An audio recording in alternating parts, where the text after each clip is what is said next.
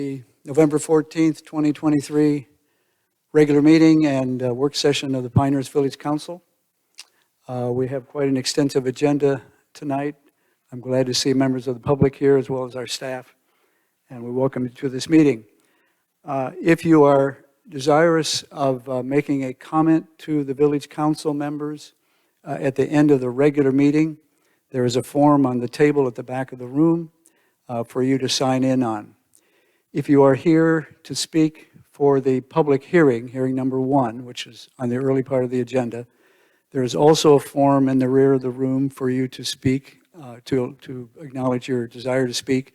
It's a slightly different form from the normal one, so make sure if you're signing in for the hearing on the one hand, or the regular public comments on the other, you do so at the appropriate forms in the back of the room, and the clerk will bring those forms to my attention at the appropriate time during the hearing or at the end of the regular meeting. If you are listening to this meeting on live stream tonight, we welcome you. And if you have a email message you would like to deliver to the Village Council, you may send that to the address public comments, it's 2 C's, public comments at vopnc.org, and the village clerk will circulate those messages to the council and appropriate members of staff at the appropriate time in the next couple of days. So having dealt with some housekeeping issues, we'll go on to agenda item number 2, which is reports from members of the Village Council and our village manager. And I'll call on our village manager for his reports. Jeff? Thank you, John. I have several things I'd like to comment on. The first is I want to call attention to the fact that we have a new member of our senior staff here present today. Angie Wisnett, back here in the red, is our new Parks and Recreation Director. She started about a week ago and has hit the ground running. Angie comes to us from Springfield, Illinois, where she was the Director of Recreation and Marketing at the Springfield Parks District. And prior to that, she has 12 years experience as a municipal parks and recreation director in 3 different towns and cities. So a wealth of experience and knowledge that she's bringing to our team, and we're really excited to have her here. So welcome, Angie. Welcome, Angie. I'm glad we all could meet in the last few days, and we look forward to your progress and direction to us over the time. I'll move into... I have some more things, John. Oh, I'm sorry. I'm sorry. Due to some recent developments, we have 2 openings on our Historic Preservation Commission that we're going to need to fill here very shortly. And we don't have a lot of folks who have submitted applications that we have for review right now. So if there are members of the community that would like to serve on our Historic Preservation Commission, please contact Shannon Constantino, our village clerk, or you can find an application on our village website. And fill that out, and we'd be happy to interview anybody that wants to serve in that position. And then we've had recently work underway on 2 walkway projects in the village. The first is on Fields Road, and the second is on Pine Vista. The Pine Vista project's a little bit bigger. The Fields Road project is done, so we're happy to report that. And the Pine Vista project might be done right now, if not, probably by sometime tomorrow. So we're happy to have those 2 major projects in the rearview mirror as well, so folks can enjoy those walking paths. And then finally, next week, we have our Shop Small event that's going on in the village. So if anytime between Monday and Saturday next week, if you're shopping at one of our small local businesses, stop by the visitor center and drop off a copy of your receipt, and you can enter into a drawing. I think we've got something like $3,000 in donated prizes that will be, I guess, raffled off in that drawing. So that completes my report. Thanks, John. Thank you, Jeff.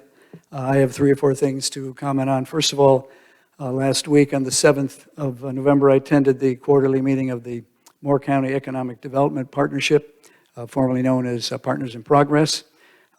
Interest in Moore County as a business location remains extraordinarily high.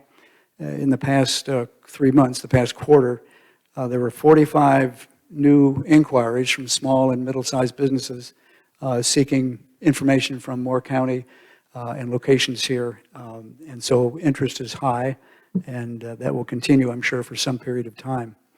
Also, some of you will be familiar with the so-called Iron Horse Industrial Park in Aberdeen that the Economic Partnership has been seeking to acquire. And finally, there has been agreement on some access roads into that property, which will allow the partnership to acquire that land. And they'll be seeking middle-sized businesses for that site over the next coming years. It'll be a site that we have available, we know, and can be offered to businesses on an immediate basis when that's necessary.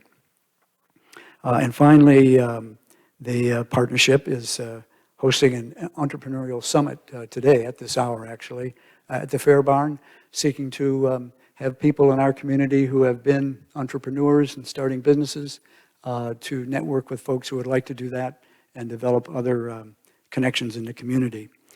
From the planning department, sort of biweekly summary of our non-conforming use certificates for short-term rental properties. As of the close of October, they had 318 applications, 244 non-conforming use certificates issued, and 74 pending.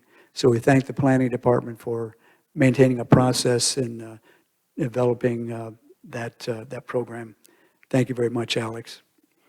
Finally, yesterday, in this room, the Metropolitan Planning Organization, that's the new transportation network that we will be joining, had its meeting. We're moving along a little slowly. Jeff Sanborn's been very helpful in that, Pat Pizzella as well. And we're hoping the county, which needs to yet approve that memorandum of understanding, will do that at its next meeting, and we'll have our paperwork ready for the Secretary of Transportation at the end of December, if not before. Finally, as you all know, elections were held here in Pinehurst and throughout the county and the state last week. There were 2 open seats for the village council and my successor as mayor. The swearing in and seating of the new council will be December the 12th. That's a regularly scheduled meeting, but that will be the new council organization meeting and the seating of those people at that time. From my point of view, what that means is this is the last regularly scheduled meeting of the village council, and I just want you to know it's been a great honor and a high privilege to be the mayor of Pinehurst over these last 4 years. Thank you very much. With that, we'll move on to other reports. Jeff Morgan. I'd like to start out just by saying thank you very much, John, for your service as mayor, and also to Lydia, thank you very much for your service in the council. And Tom, thank you for your short service in the council here. But I'd recommend we give a round of applause for the folks who are leaving us here.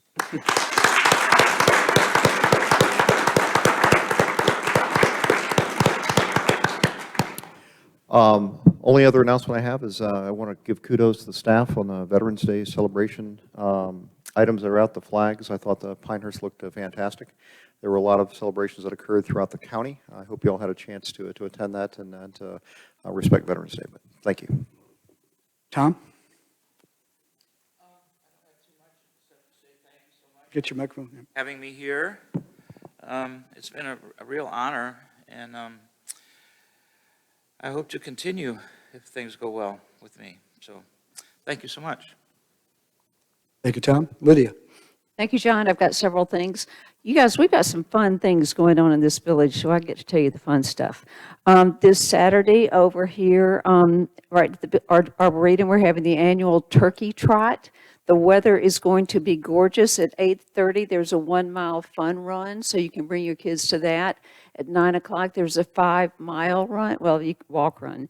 But, I mean, excuse me, it's a 5K, so it's 3 miles, and it's a beautiful walk through the village. And so you can sign up that day. You get a free T-shirt. They're going to have food. They're going to have a DJ.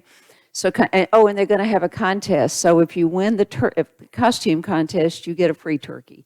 So there's that. So 8:30 for the kids, 9 o'clock for the 3K. I'm going to announce this again because it's really cool. This is something being done by the Village and Pinehurst Business Partners and the CVB. This is called Rock the Village.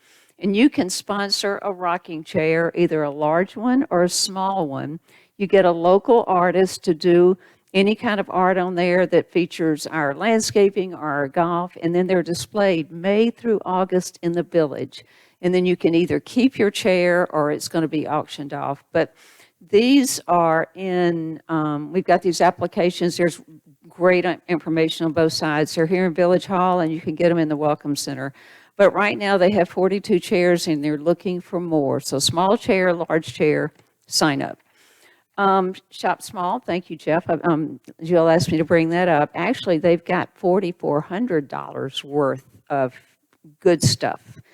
So, go shop next week, shop, dine, take your receipt to the Welcome Center, enter to win, and you could win, I think it's 5 baskets. I forgot what Jill told me. Also, the walking path on Pine Vista. Where's Doug? It looks great. I don't know if they could have finished it today because there were a lot of piles of that material that they used, but I saw people walking on it, so that is so nice to have that. And this being my last meeting, one thing I want to say is how much, I'll start crying, I appreciate our staff. You guys are just the best. You're knowledgeable, you're conscientious, you respond, you are an absolute joy, and you make this a joy. So thank you so much for all you do to make the village work so beautifully. That's all I've got. Thank you, Lydia. Patrick? Yes, thank you. One, I wanted to comment, I attended the Southern Pines Veterans Day Parade over the weekend, and it was a truly outstanding event. There was planes flying over, people parachuting onto the street, and I saw quite a few of our friends and neighbors from here in Pinehurst, so it was a good thing for the entire community, and kudos to those of you who were there and or participated in it. Secondly, I want to pass on a compliment from a citizen related to something that we, the council, did over a year ago. I think I associate Jeff Sanborn with this very much. And that was I'm going to call it the reclassification of some of the roads so that trucks would not be taking Midland Road when they had their Google Maps or anything and taking them through the village. Well, one of the people who had been sort of a regular commenter on that problem made a point of mentioning to me that lately she hasn't seen any trucks, and so she thinks whatever was done was helpful. So that worked. That's word. Thank you there. Third, I make a point of reading the daily report from the police department, and once again, I just wanted to provide some statistics of just how much work our police department is doing in the area of traffic. Just on one day, November 10th, they had 18 traffic stops. They issued 10 citations, which is actual, that's a ticket in common talk. They issued 4 written warnings, 3 verbal warnings, and there was 1 no action. So this goes on regularly. We don't see it. We don't hear about it much. It's not every day there's 18, but there's double digits often. So kudos to our police department for keeping the streets safe. Thank you. Lastly, I attended the beautification committee meeting last week, I think it was, and they had their usual full house of attendees. And I want to pass on a few comments. First of all, the volunteers from the Linden Garden Club, which is Pinewild, and the beautification committee themselves fluffed up over 100 wreaths this morning, and the village staff is in the process of hanging them. I happen to be out there getting a cup of coffee, and it looks real nice. It's looks like Pinehurst, so kudos to them.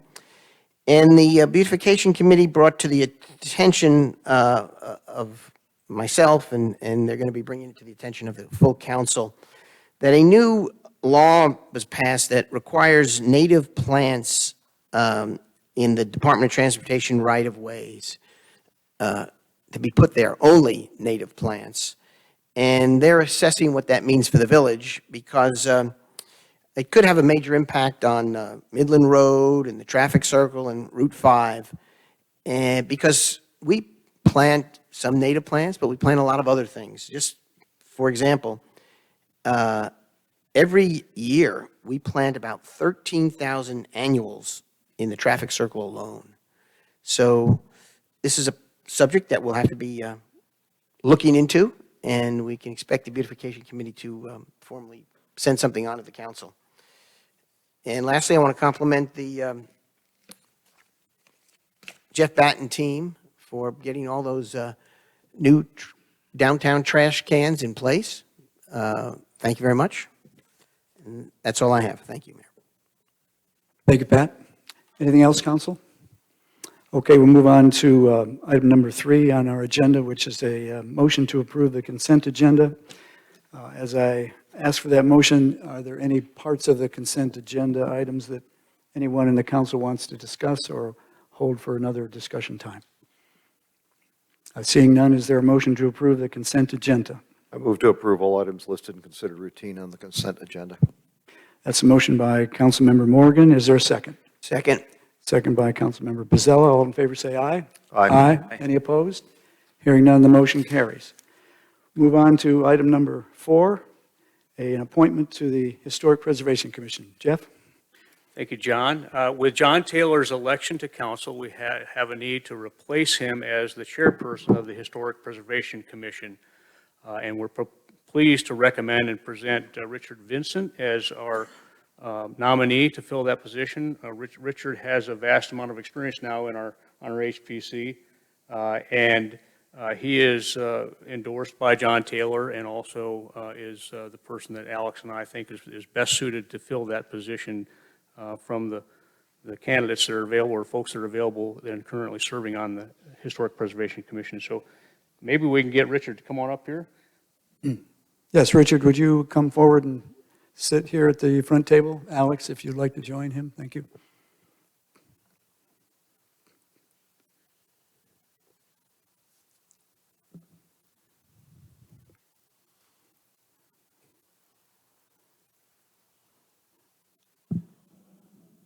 Richard, I want to thank you for being able to be here today, and on behalf of the council for providing your background to us recently, and appreciate the good work you've been doing on the Historic Preservation Commission.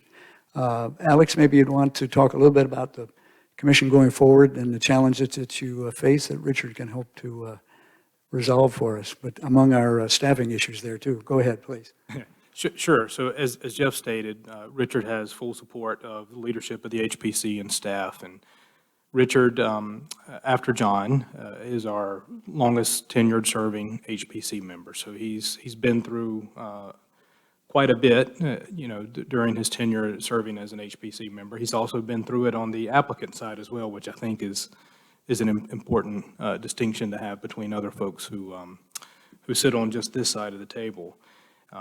You guys may recall at the end of the summer, council approved Richard's reappointment to his final 2-year term. So we will have Richard through 25, and we believe that his leadership coming through with whatever applications are before the HPC and John Taylor's letter of recommendation. I'll also piggyback on and say that Richard is very familiar with the process of how the public hearings must be structured and how and what the HPC may or may not consider, and acting in their roles, as well as helping provide guidance and helping steer the HPC and staff as we consider tweaks or recommendations to the historic district standards for council's future consideration.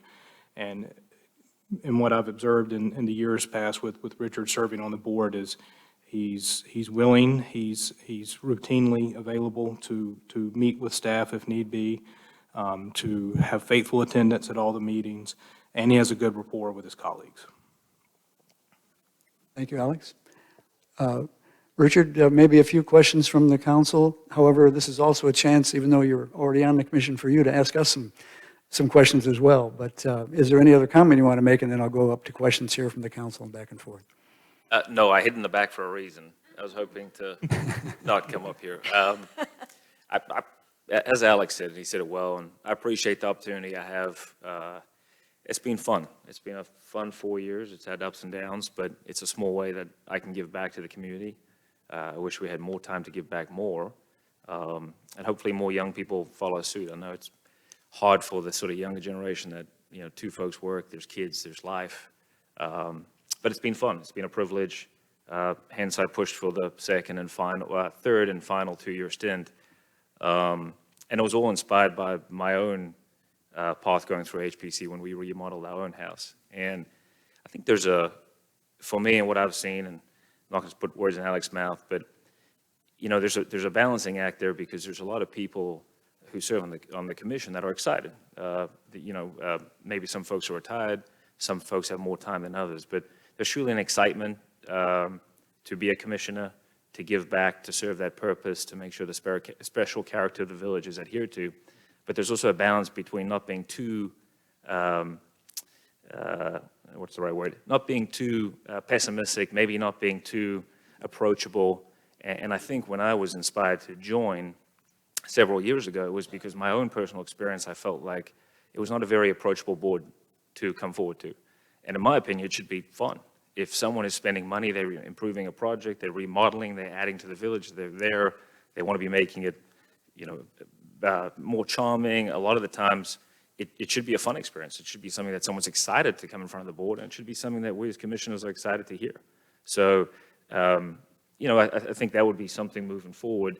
We'd like to make sure we keep the appropriate tone and that people feel welcome to come and stand before us. And it's not antagonistic, and I'm not saying it has been, but just to make sure that that is the message and there's no negative sort of press when coming to the HPC. Because we all want the same thing. We've all moved to the village for the same thing. We all want to be a part of the special character and preserve it. So, Thank you for your comments. Council members, are there questions or comments to pass on to Richard? Jeff? I don't have any questions, but comments. Number one, thank you for your positive attitude. Number two, thank you for your past service. Number three, thank you for your willingness for future service. And number four, thank you for setting the example for your generation. thank you. Appreciate it. Tom? Pleasure to have you. I've been to a few meetings where you've been, and it's a pleasure to have you. Thank you very much. Thank you, Tom. Lydia? Yeah. You know how much our history means to me, cultural history, cultural heritage, our historic character. So thank you so much for being willing to serve in this capacity as we try to just keep the special place that we are. Thanks. Amen. Patrick? Yeah, Richard, those of us up here are pretty familiar with your background, but for the benefit of those who are listening and watching here who don't recognize that Southern accent of yours, perhaps you can tell us a little bit about Richard Vincent and his journey. So Southern Hemisphere, I do say I'm from the South. Yes. Southern Hemisphere. Born and raised in South Africa, very, very grateful. Every day I pray and I wake up thanking God for this opportunity to be in this country. Very proud of South Africa, very proud of all the lessons I learned, but eternally grateful to be in the greatest country on earth. So, true patriot. I came here following a woman. She's still my wife. I've seen one or two folks I know here in the audience, and they know me through Bree. And we've been married for about 12 years. We have a little 5-year-old. Her name's Hazel. Best blessing of every single day is getting to hold a little hand and walk her 3 doors down to the elementary school. And, you know, I'll try and keep this as succinct as possible, but a really neat story. So I have a South African relative. At the time, it was my only South African relative in the country. And my father, my mother, my brother, and I, he's older than me by 2 years, we got the chance to come on a trip abroad from South Africa and go to Disney. And we came via Pinehurst. So one of my first memories and my first American touchdown was in Pinehurst. And we spent a week or two, and it was an incredible experience for me. And I still remember the sticky sort of pine straw smell, the nostalgia. It takes you back to that memory when you were a boy. As fate would have it, my father actually passed away the following year. And that relative said, look, I'm never going to be your father, but you need male influence in your life and you need a role model, and endeavored every couple of years to fly my brother and I out to spend time with him. So we were blessed to come through high school twice to spend time with him. So it actually, strangely enough, as a 15-year-old kid, summered in Pinehurst and spent about 2 months there, and that was an incredible experience. And I remember back then saying, God, if I could be so lucky, this is somehow I'd end up here. So much so that I missed it, that when I was in college, in law school, I decided to sell books door to door on a program in Phoenix, Arizona, only by virtue because it gave me a free ticket to come to the U.S. and I could spend Christmas here in Pinehurst. So I did that and got the chance 2 or 3 times to come through Pinehurst. And when I met Bree, we were in college in South Africa. She was in a triple board. She was from Idaho. We never intended to be in Pinehurst, but it was always this special little place for me, and I had the fondest memories. And God willing, and as the plan came about, we spent some years on the West Coast and moved south to Los Angeles and LA, and got tired of running on the hamster wheel and said, you know what, we want to have kids, we want to have a family. We couldn't do that the way we were living. We need to slow down. So, and to hear family, and since then I've had a couple of relatives slowly bringing the South Africans over here legally. And yeah, so we're excited. So we're a little, not a commune, but it's fun to have a little more family around us. And again, just very grateful that I ended up here. Thank you. Welcome. Welcome. Thank you. Other than helping to, as Jeff Sanborn has done, encourage new applicants, are there some issues with the standards or revising some of the standards that you might have in mind, or any other ways that the Village Council can be working with the HPC to help? Yeah, and I appreciate that. And there's some changes that have been in the works for a while. And as Alex would say, you know, there's a balance we're trying to strike between, we want to get these new changes we've made in front of you, but we also want to be respectful of council's time and not doing a piecemeal process. But fast forward a year and we could be saying the same thing. So there's a balance there. I think every time that document is so detailed, and some of the language is, it's, you know, just the way it's written, is every time you look at it, you can sort of interpret it slightly differently.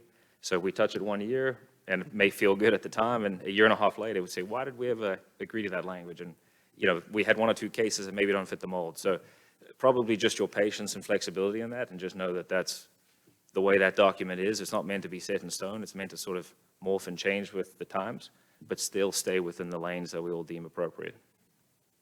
Well said. Thank you. Any other questions, Council? Is there a motion?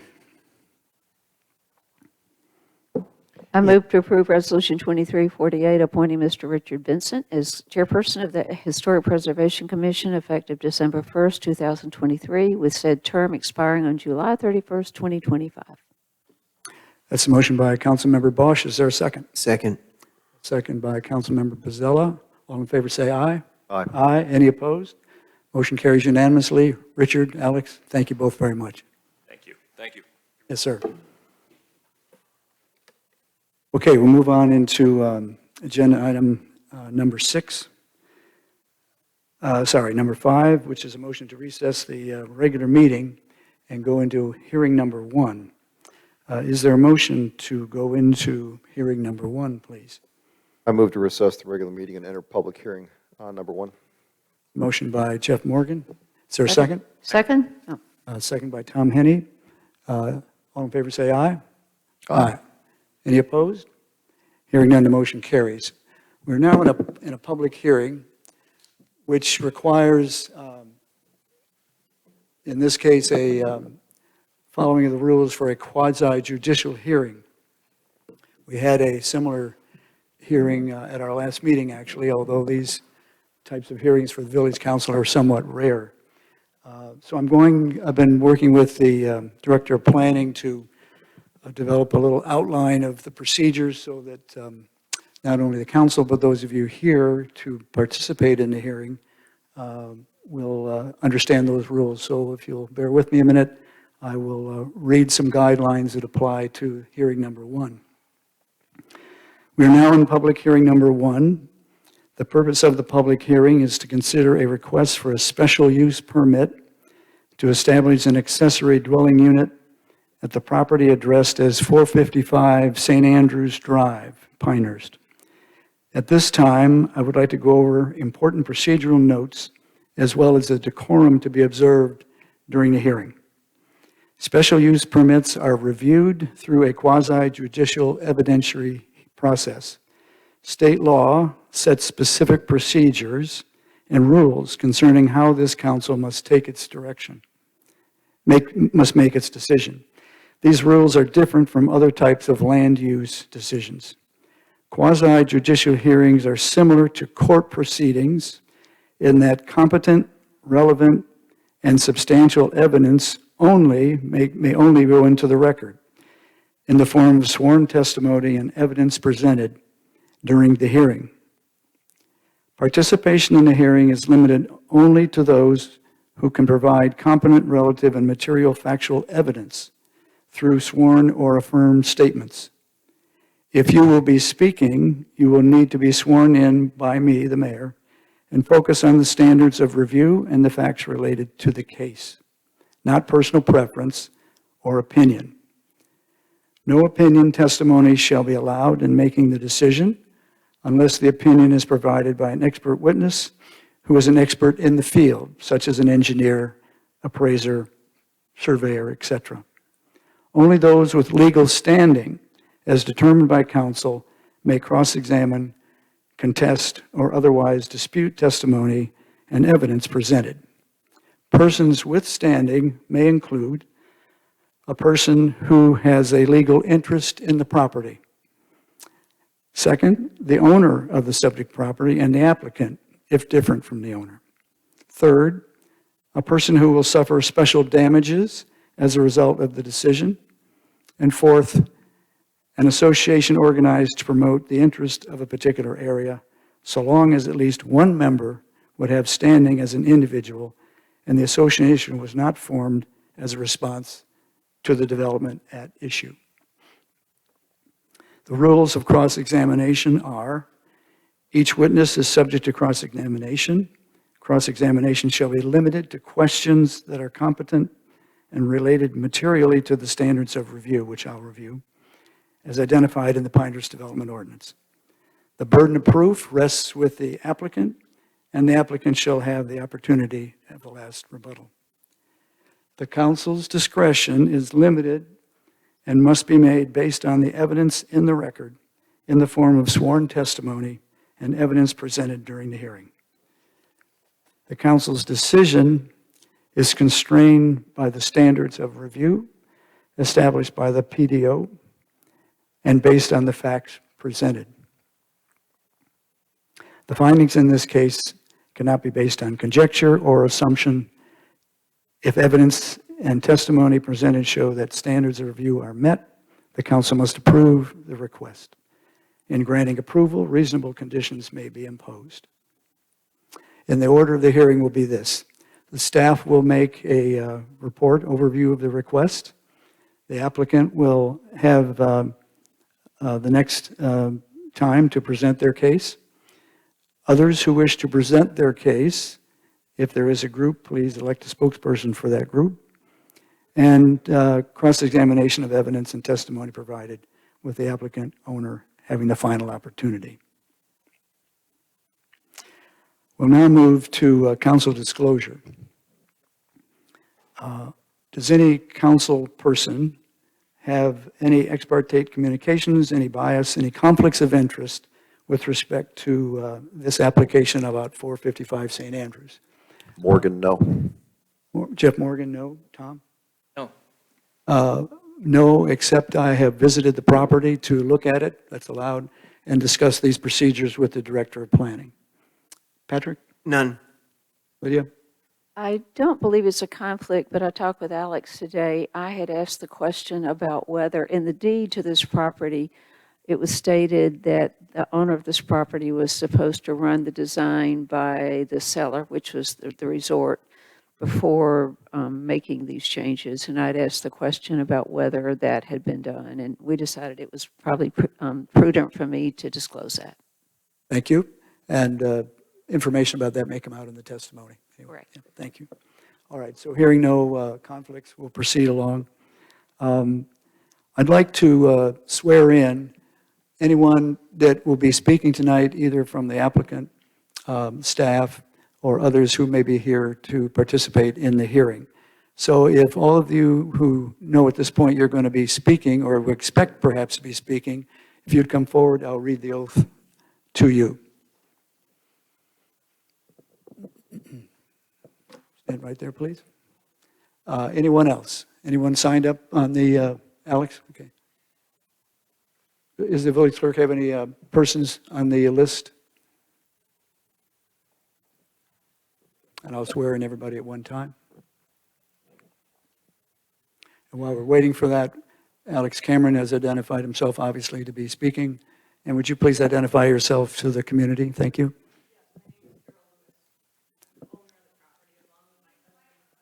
Yeah, you can, Carol, would you sit right there, and you can use that. Thank you. My name is Carol Lewis. I'm the owner of the property along with my husband, Brian Lewis, who is not able to attend tonight. He's attending a USGA Executive Committee meeting out of state. Thank you.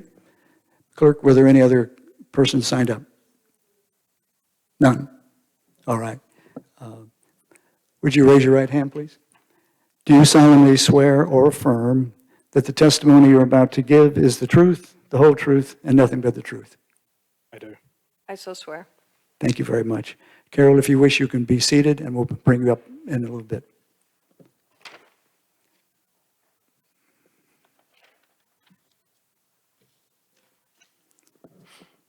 Having sworn in the persons who will be speaking tonight, we will now go on to a presentation by the village staff.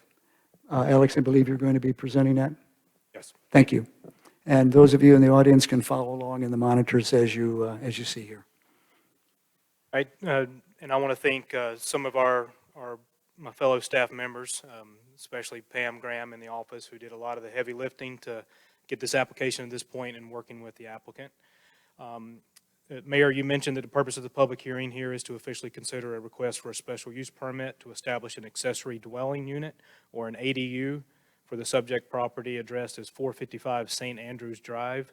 The property is in the R10, Single Family Residential Zoning District, and can be further currently identified by two Moore County tax parcels, 000-25542 and 000-16746.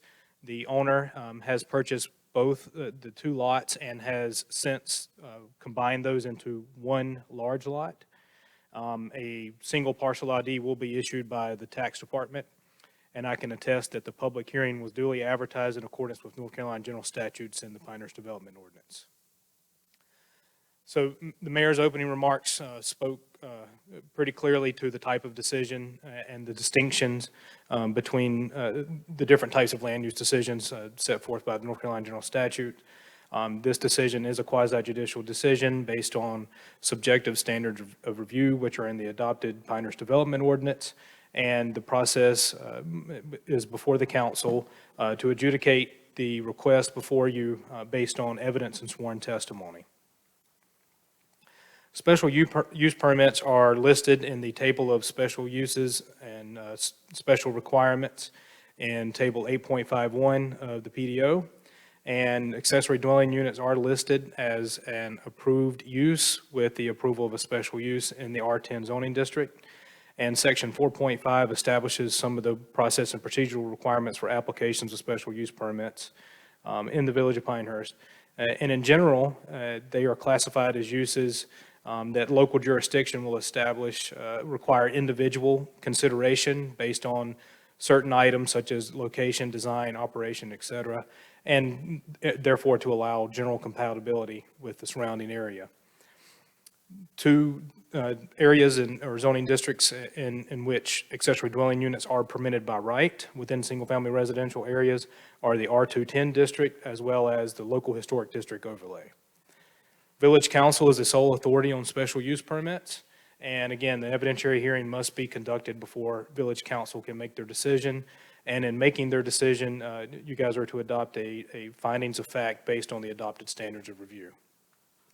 So here's an excerpt from the table 8.51 of the PDO, the highlighted column and row designation of the R10 zoning district for the column, the row accessory dwelling. The identification of a SU means special use permit is required. Also, you'll notice the identification of SR, which means special requirements, are also applicable for accessory dwelling units in the R10 district. I'll speak more to that in a following slide. The definition of accessory dwelling unit, so why is this proposal considered an accessory dwelling unit? They are locally defined in the Pinehurst Development Ordinance as a dwelling unit either within or detached from an existing primary dwelling. And importantly to note that each of these, they must have independent living facilities for cooking, eating, sanitation, and sleeping. So it must have all 4 of those categories to be considered an accessory dwelling unit. This proposal, of course, does include all those provisions as indicated on the applicant's provided exhibits A5 and highlighted a little bit more specifically here in this slide. The area to the right, and a little bit better to see here, you see the bedroom, a living area, a kitchen area to the bottom center, and of course, restroom facilities there. And this is in the 2nd floor. The bottom floor is proposed to be a garage area. A little bit better aerial to kind of provide a background of where the property is located. The area here outlined in red, just to the south and east, is where the existing primary residence is located. To the north and west, adjacent to the golf course, still fronting on St. Andrews, was the other separate parcel which was purchased by the owners and then combined into the parcel with the primary residence. The principal dwelling consists of a little over or just shy of 3,000 square feet heated. Again, the owner and applicant are Brian and Carol Lewis. Zoning districts R10. The total area now is 0.62 acres, so far and above the minimum dimensional standard for the R10 district. And the primary use, again, principal dwelling with a proposed accessory dwelling. The area is situated, again, flanked by the golf course just to the north and west of the area, and the rest of the area is all surrounding residential neighborhood zoned R10. So there are specific dimensional criteria that are required for all structures, especially these accessory dwelling units in accordance with Table 9.2A of the PDO, and some other dimensional criteria outlined in Special Requirement 109. The applicants provided a surveyed site plan, which is listed in the packet at this point as Exhibit A3. And what is provided by the applicant in that surveyed site plan indicates that the accessory dwelling will meet and exceed all of the dimensional criteria established for accessory dwelling units. Special Requirement 109, again, these apply specifically to accessory dwellings. The first one being that they can be either attached or detached. This one is, of course, detached from the primary residence. The structure must be built to the standards of the North Carolina Building Code, and the structure would have to be built to those standards, be inspected, and certificate of occupancy be issued before any persons may occupy the building. No more than one ADU is permitted per lot. Of course, this request is just for a single ADU. The ADU must be owned by the same person as a principal dwelling. That's been the indication by the owner and the applicant of this proposal. The accessory dwelling unit shall not be served by a separate driveway. One driveway is still shown off St. Andrews Drive to provide access to both the primary dwelling and the accessory dwelling unit. And a size limitation of 30% of the principal dwelling floor area is also met. As you see, it's just over 23.5% of the primary dwelling at 702 square feet. So the standards of review, these are the considerations that the sole considerations council can review the application, and they are that the proposed special use meets all the required conditions and specifications.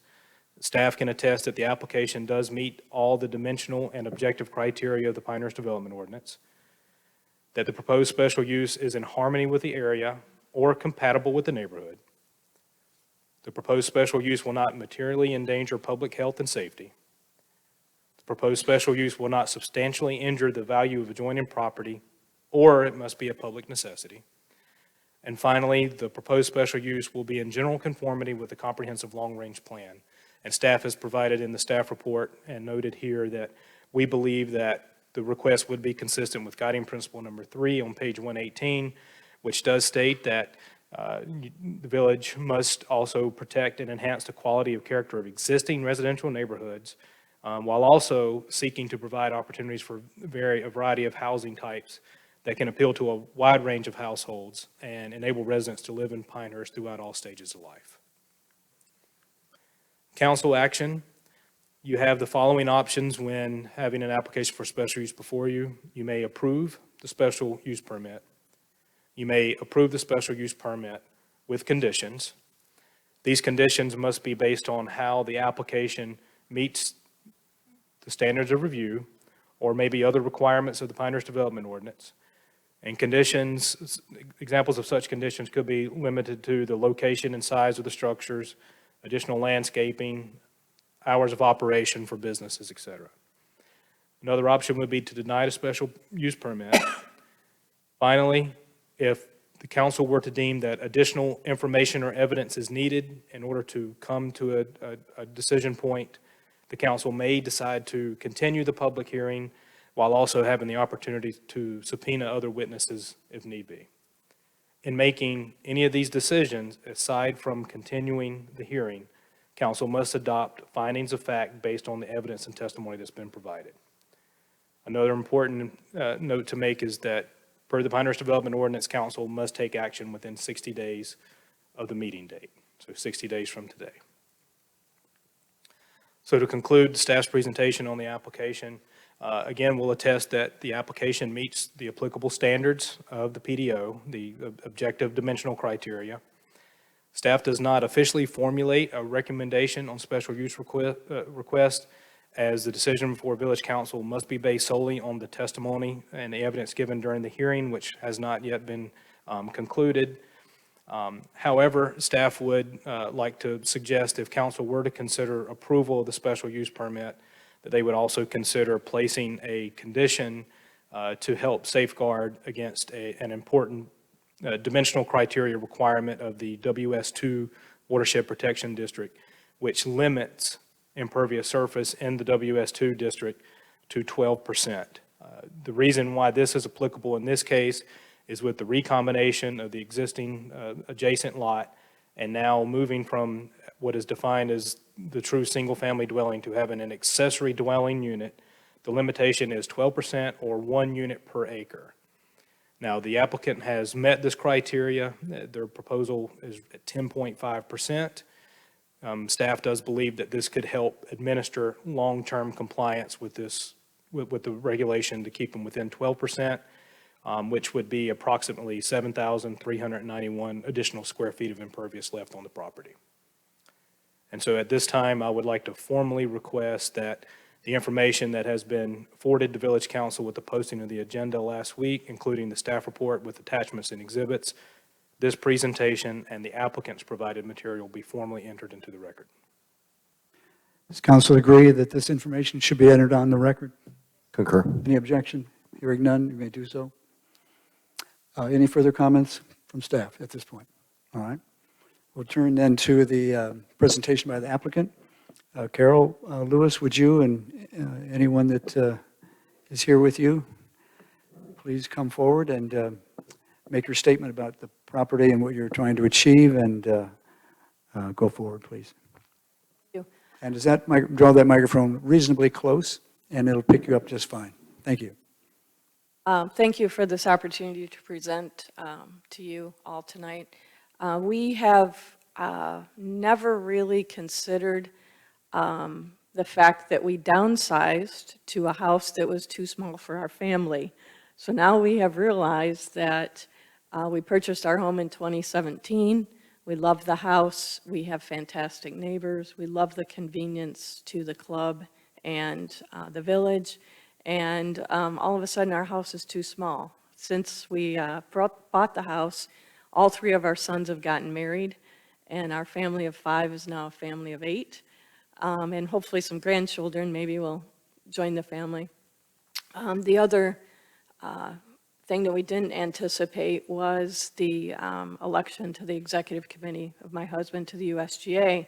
And along with a house in Pinehurst should really come a warning that Pinehurst is a very desirable place for family and friends to want to visit. And our plan for this carriage house is just to have an extra bedroom for family and friends to visit and to stay with us. We do not have any intention or desire to rent it out ever at any point. It's just for family and friends to be able to come and stay with us. So. Okay. There's not an architect or an engineer or whatever that's here with you tonight to talk any further about the plans? No, Okay, all right. We'll ask you to probably address some of those going forward. Okay. Any other questions, or any other comments from you then? I don't think so, unless you have Okay. questions for me. Why don't we go then to questions from the village council? And I'll start with whomever has a question they want to ask at this time. Lydia? I was curious, like John mentioned, we did one of these a couple of weeks ago, so we saw an application then, and then we saw this application. This seems like a very thorough application. Did an architect help you? I mean, it's thorough, it's solid, it makes sense, it's logical. Thank you. We worked very hard on it. We did have an architect, Diane Rivas, she's a local architect, who drew the interior design and also some elevation drawings for us. We've worked pretty closely with Cheryl Britt. He will be our builder, working on the layout of where we want to have the carriage house on the lot so that we prevent, cutting down as many trees. We want to keep as many of the trees as we can and line it up with the driveway and have a good view of the golf course from the back windows, things like that. So we've worked with Cheryl. We've had several drawings, surveys done by Ryan McBride.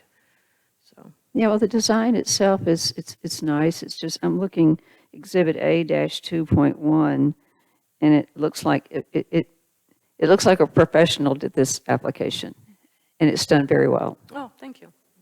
Thank you. And to answer your question earlier, when we purchased the lot in August from the club, we had several conversations with Bob Dedman, Tom Pashley, about our intent to just, put a small carriage house. And I really think that the club held off selling that lot because they did not want a larger house put on that close to the golf course. So the negotiation with them was with the understanding that we would only build a small carriage house, and that in the contract and the promise we made to them, there is only one building that will ever be on that lot, and that's our carriage house. Okay, and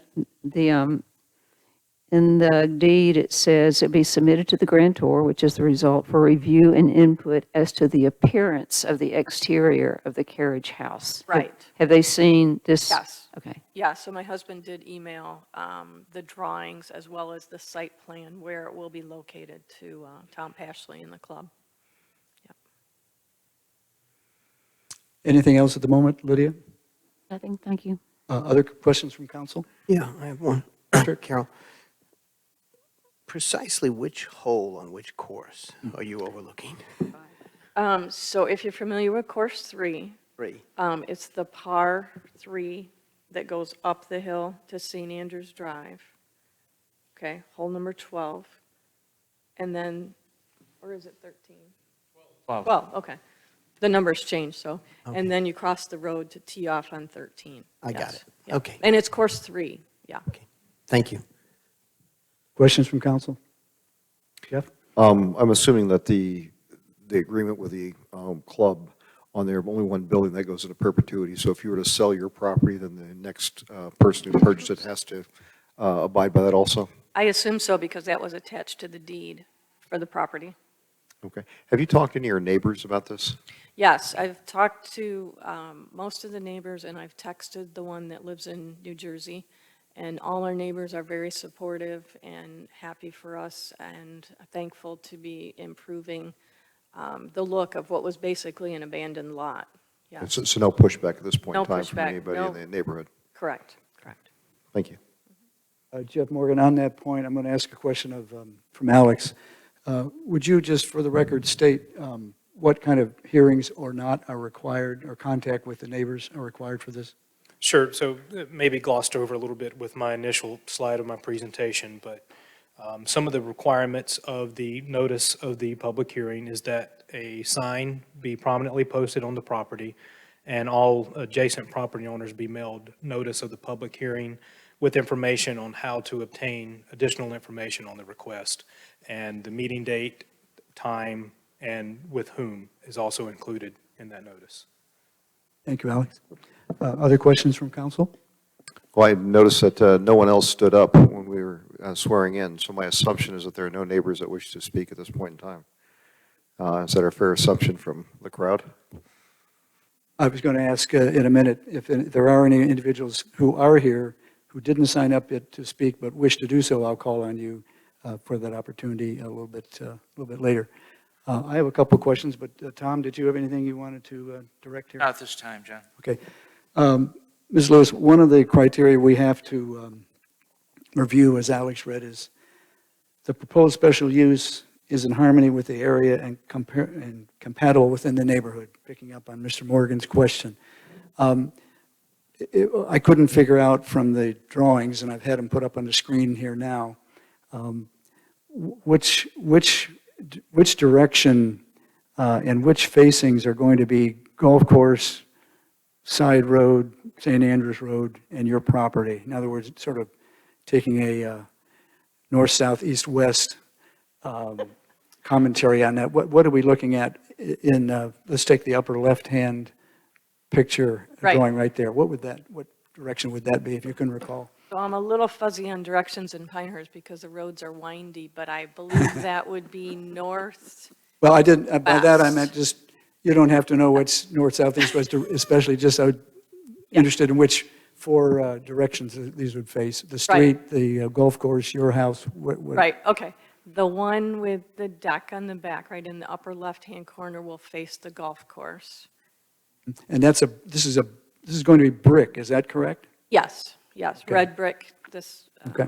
to match the house. And the house is mostly red brick now, if I recall. I drove by it. Correct, All right. correct. There's some kind of off-white, creamy white vinyl accents, which will be up on the gables that you see.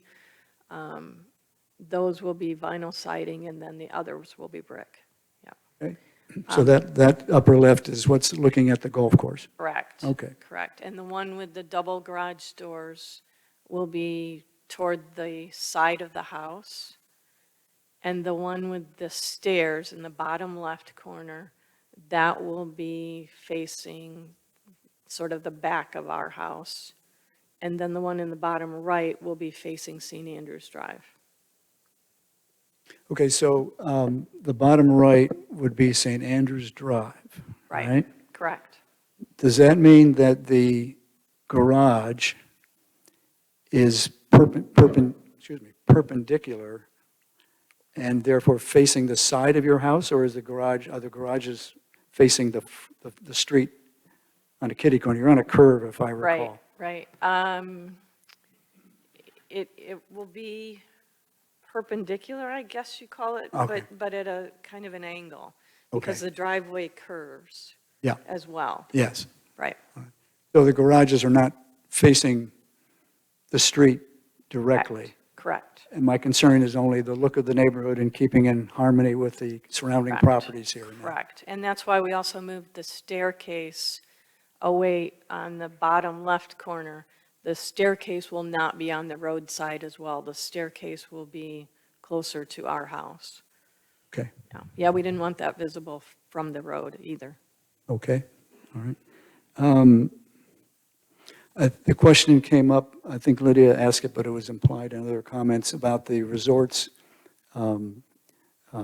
interest in and the requirements.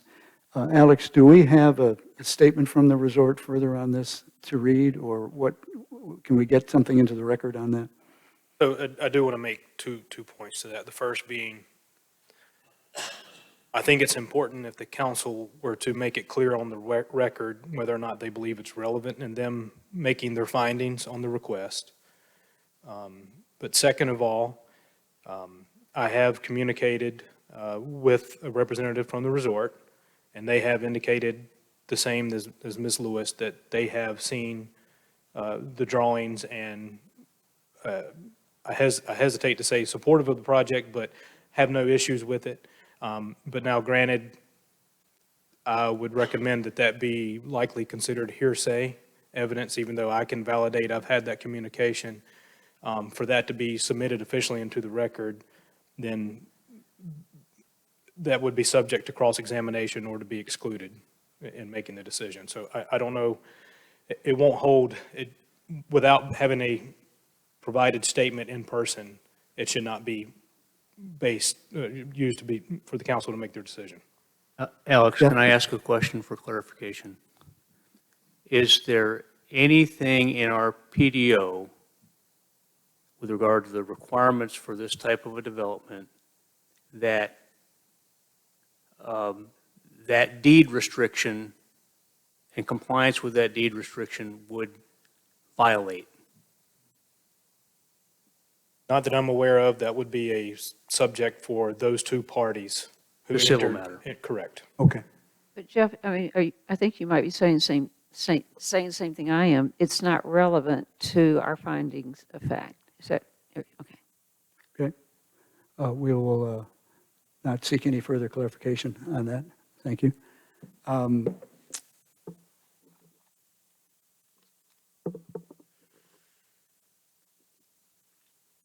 One second, please.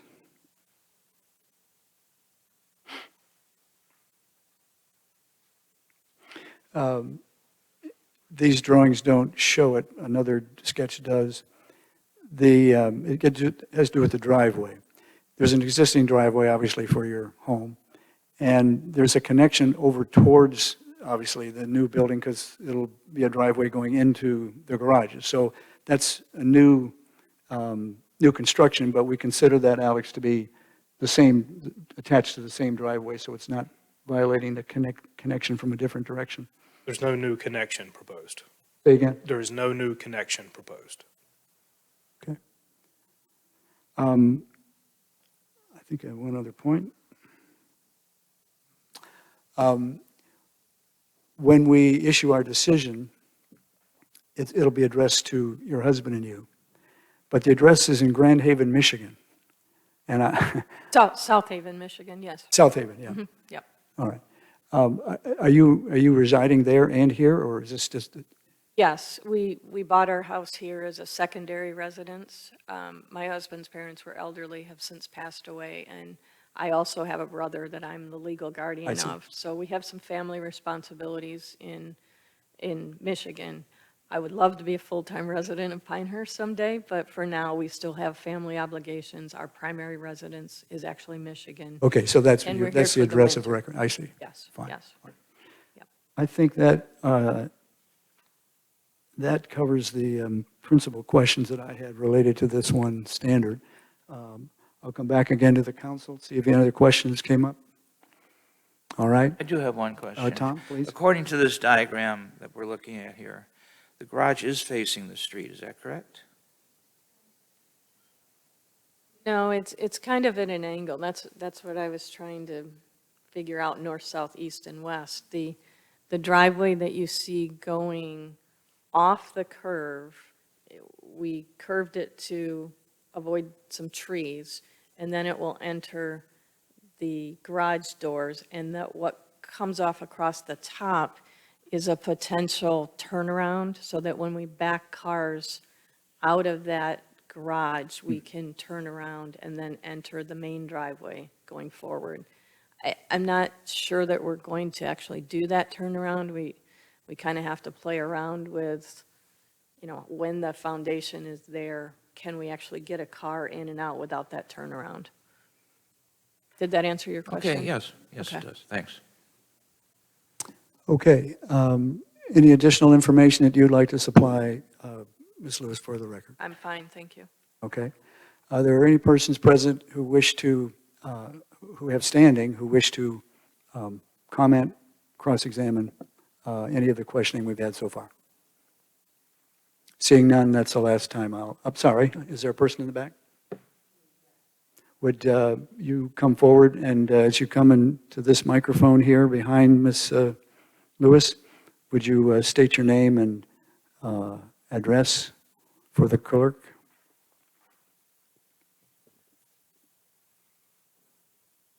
Hi, I'm Dale Jennings, and I live at Lot 107, right behind the proposed building.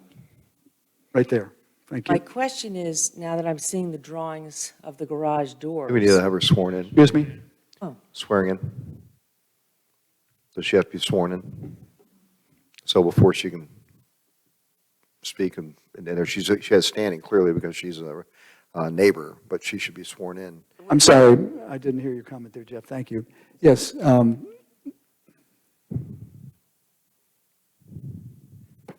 Raise your right hand, please. Do you solemnly swear or affirm that the testimony you are about to give is the truth, the whole truth, and nothing but the truth? Thank you. I do. You do? All right. So you are a property owner directly behind the property in question? Yes. Fine. And we're good Counsel, I neighbors. would- On one more point of Yes, order. It please. sounds like the speaker would like to ask a question of a witness. That's a cross-examination, so I think you need to explore whether or not they're standing. I was just about to ask that, but thank you for reminding me. Since this is a property owner directly behind the property under consideration, I would consider that standing, but I would take direction from. I concur. I think they're standing when there's a property owner directly beside. Counsel agree with that? Alex? All right. Please proceed and state your full name for the record. Thank you. Dale Jennings, Dale Jennings. and we're good neighbors. Yes. Seeing the drawings, I'm just wondering if there's a turnaround or cars coming in and out of that garage with the doors facing, will there be headlights visible from my yard coming in and out of the new garage? If the garage doors are not facing the street, but they could be facing my yard. Which house is yours on this? 107, where the hand is. Got it. That's a good question. I can tell you that garage will primarily be used for our golf carts, because we have 2 cars that we will put in the 2-car garage attached to the house. And I think, I mean, if we go into the garage, I would think the headlights would be aimed more toward the golf course, not towards your house. I think our house would shield headlights from your house. Because now there's no vegetation between the top of my lot and the back of your lot, since that's been cleared now. Up toward the corner. I have a direct view of the bathroom on hole number 13, the bathroom building. So I've put in some green screen to kind of, and we'll see what happens with the new building, how that will shield any view of mine of the bathroom building. But I'm just curious about headlights and backing up and having a turnaround, having lights into my yard. So I would classify that as a question related to this issue we were talking about, the harmony of the area, and would you be in danger by that? I might make a suggestion without having to consider a condition. Maybe the 2 property owners should get together and consider some screening, landscape screening, between the properties that would help if, in fact, headlights might be coming onto your neighbor's property. Would you be willing to Fair. do that, both of you? Yeah, I think that's fair, yes. I think that's the best way to work that out. Yeah. Were there any other comments, Ms. Jennings? John, while we Yes. have them both here, and since we're going to have to put this into whatever we do, we probably should clarify exactly what it is they are agreeing to while they're here. Is it going to be like after construction, after it's completed then, or do we want it done pre-construction, or at what point? You agreed to screening, correct? But at what point in this process? I'm trying to make it clear in the record. Mhm. So your concern is addressed, but I'm not sure when this is supposed to happen during the construction Good process. point. My subject for council thought here is the 2 parties can get together and decide what they want to do, or we can consider a condition which would specify timing, probably not much more than that. It would have to agree, of course, anything would have to agree with the village's existing landscaping requirements, so that's going to govern the issue anyway. So my thought would be to let the 2 property owners work it out, unless one or the other wishes to have it in more permanent recording. Just general language? Sorry? Just general language Yeah. as a condition? Well, do we need to make it a condition at I'm all? not sure we can really do this. Was we're getting ready to approve this, all right? Hence, what we approve is what we approve. What I'm understanding from Ms. Jennings, and please correct me if I'm wrong, is that when you have the turnaround aspect of the driveway, so let's say a vehicle is parked into the garage with the front going towards the golf course. You decide you want to leave, so you end up backing out, and it's nighttime. You have your lights on, and the back of the car goes up towards St. Andrews Drive, and the lights are then going to be going across Ms. Jennings' yard. So that is the time in which there was. Other than that, you didn't really have an issue, from what I'm hearing. Is that correct? That's correct, because I Okay. think that there was not a full understanding of the perpendicular nature of which way the garage doors are facing. And Ms. Lewis previously said that they haven't really worked out exactly what they want to do with a turnaround. That's on here. Now, the way I'm seeing this, and correct me if I'm wrong or if you guys think of this, is that we're getting ready to approve something, and yes, we can put conditions on it, but a condition that I could see would be that the turnaround is not approved and that the way it's structured at this point in time, and comply with that if we want to entertain that.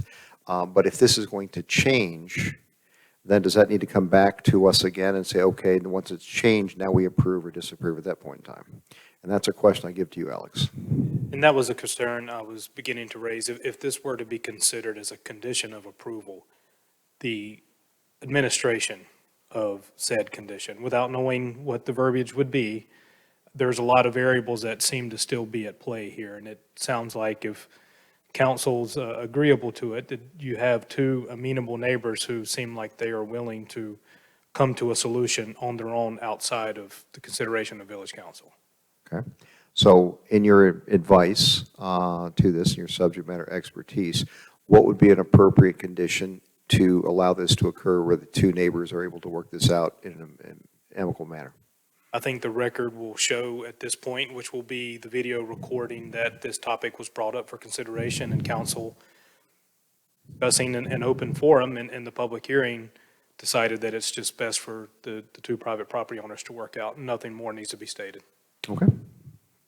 And Alex, just a reminder, our existing landscaping requirements to the side and back of the property would apply as a guide anyway to the two property owners. There would be some foundation plantings that would be required, but that would be it. And to me, it might be just arborvitae is fine. I don't really want a fence, because I like seeing the golf course too. I think the consensus of council is that we'll let the two property owners work that out, and I'm sure you can reach amenable terms on that I'll bring the wine. without making a condition. Excuse me, or what? Bring the wine. Thank you, I'll be invited. All right. Any other questions of the applicant?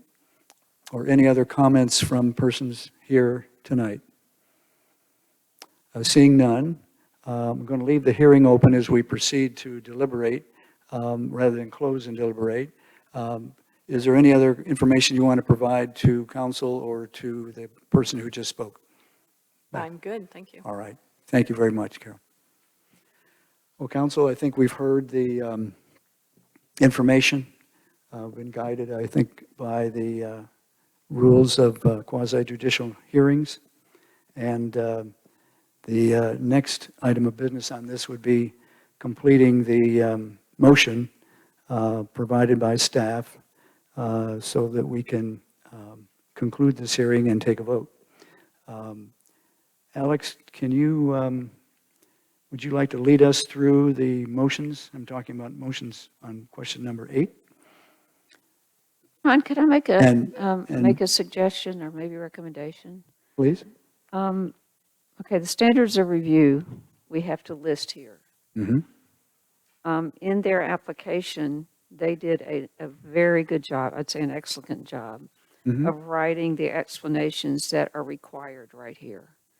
So it would be acceptable, I believe, to incorporate by reference section 4.5.6 of this exhibit, and then these explanations become a part of this document. Remember last time, we really struggled with getting this language right? Yes. In my view, the language is right in here. And this language satisfies the legal requirements for our motion. So we could read this word for word if we believe this is good, or we could simply incorporate by reference this document, and then this becomes a part of the motion. I concur with Ms. Marsh on that. I think it makes a lot of sense. So if Village Council did choose, you could choose to simply, in the motion, accept the findings that have been provided by the applicant in Exhibit A, I forgot what. It's A-2.2, Section 4.5.6, Standards of Review. And they've got, it's interesting, they've got A, B, C, D, E that correspond with A, B, C, D, E here. Right. Right. And then So- all we'd have to do, if this is what we choose to do, is the condition, Alex, that you have given to us about impervious surface. Watershed, yeah, we need to make sure that's included. Yeah. Alex, I'm not hearing any difficulties from you with respect to the proposal that Lydia has made to refer back to the memorandum. That's okay? And would we need to go down, though, through A, B, C, D, and E and just make sure we've got because it's going to be meet and is, will, and will all the way through the document? And then you'll Good question. attach the, by reference, the material supplies by the applicant covering these 5 areas. Is that correct? Correct. Okay. So if we're looking at A on the motions form, we'll use the word meets, right? Yes. All agree? On question B is, C is will, D is Will not, especially, will not. will not material. on D, right? And E is will. Council agree on all that? Meets, is, will not, will. Yeah. 2 will nots, 3 wills, and we're in. And then we need to add this. Yes, and Alex, where should we add the watershed condition then? And after concluding items A through E, also move that the approval is subject to the following condition. And then you can read the language provided to you by staff. I'm sorry, I'm not sure I understand how you want to insert that. So concluding going through each individual standards for the finding, so following E, and then I move that this approval is subject to the following condition. You want me to give this a shot? I think from the staff memorandum, that request is in the first or second page. It's also on the screen if you need it. Right? Yep. In order to ensure the future compliance with the WS2 Watershed Protection District requirements, see Section 8.3.3.3B and 8.3.3.5B, impervious surface is limited to 12% of the lot area, excluding any development existing prior to June 21st, 1993. This limits the total impervious area of the property to 7,391 square feet. Okay. That'll be on there. Council good with that? Yes. All right. I guess we have another condition of, after a bottle of wine, if they can't figure out the turnaround. Need to come Alex, you're talk to us. fine with that, and you understand? Shannon? Okay, all right. Then at the bottom, it's got, Village Council finds that each of the standards of review have been met based on the evidence submitted into the record and the testimony given. Right. Concur. Council okay with that? Yes. All right. Any further questions? I think we need a motion then to adopt this, and I'll call for that. All I ask for is asking for a motion to approve or not. Item number 8. I motion to approve the special use permit and adoption of the findings of fact for dwelling 455 St. Andrews Drive. Second. Motion by Jeff Morgan, second by Pat Pizzella. All in favor, say aye. Aye. Any opposed? Thank you. Jeff, Sanborn, did we miss anything on that? I don't Alex, think so, you no. comfortable? We've met our process? Okay. Is there a motion then to exit the public hearing and re-enter the regular meeting? A motion to adjourn public hearing number 1 and re-enter the regular meeting. That's a motion by Jeff Morgan. Is there a second? Second. A second by Pat Pizzella. All in favor, say aye. Aye. Aye. Any opposed? Hearing none. We're back in our regular meeting. Council, thank you for your good work on the public hearing. Thank you, Mrs. Lewis, and we wish you well, and thank you, Ms. Jennings.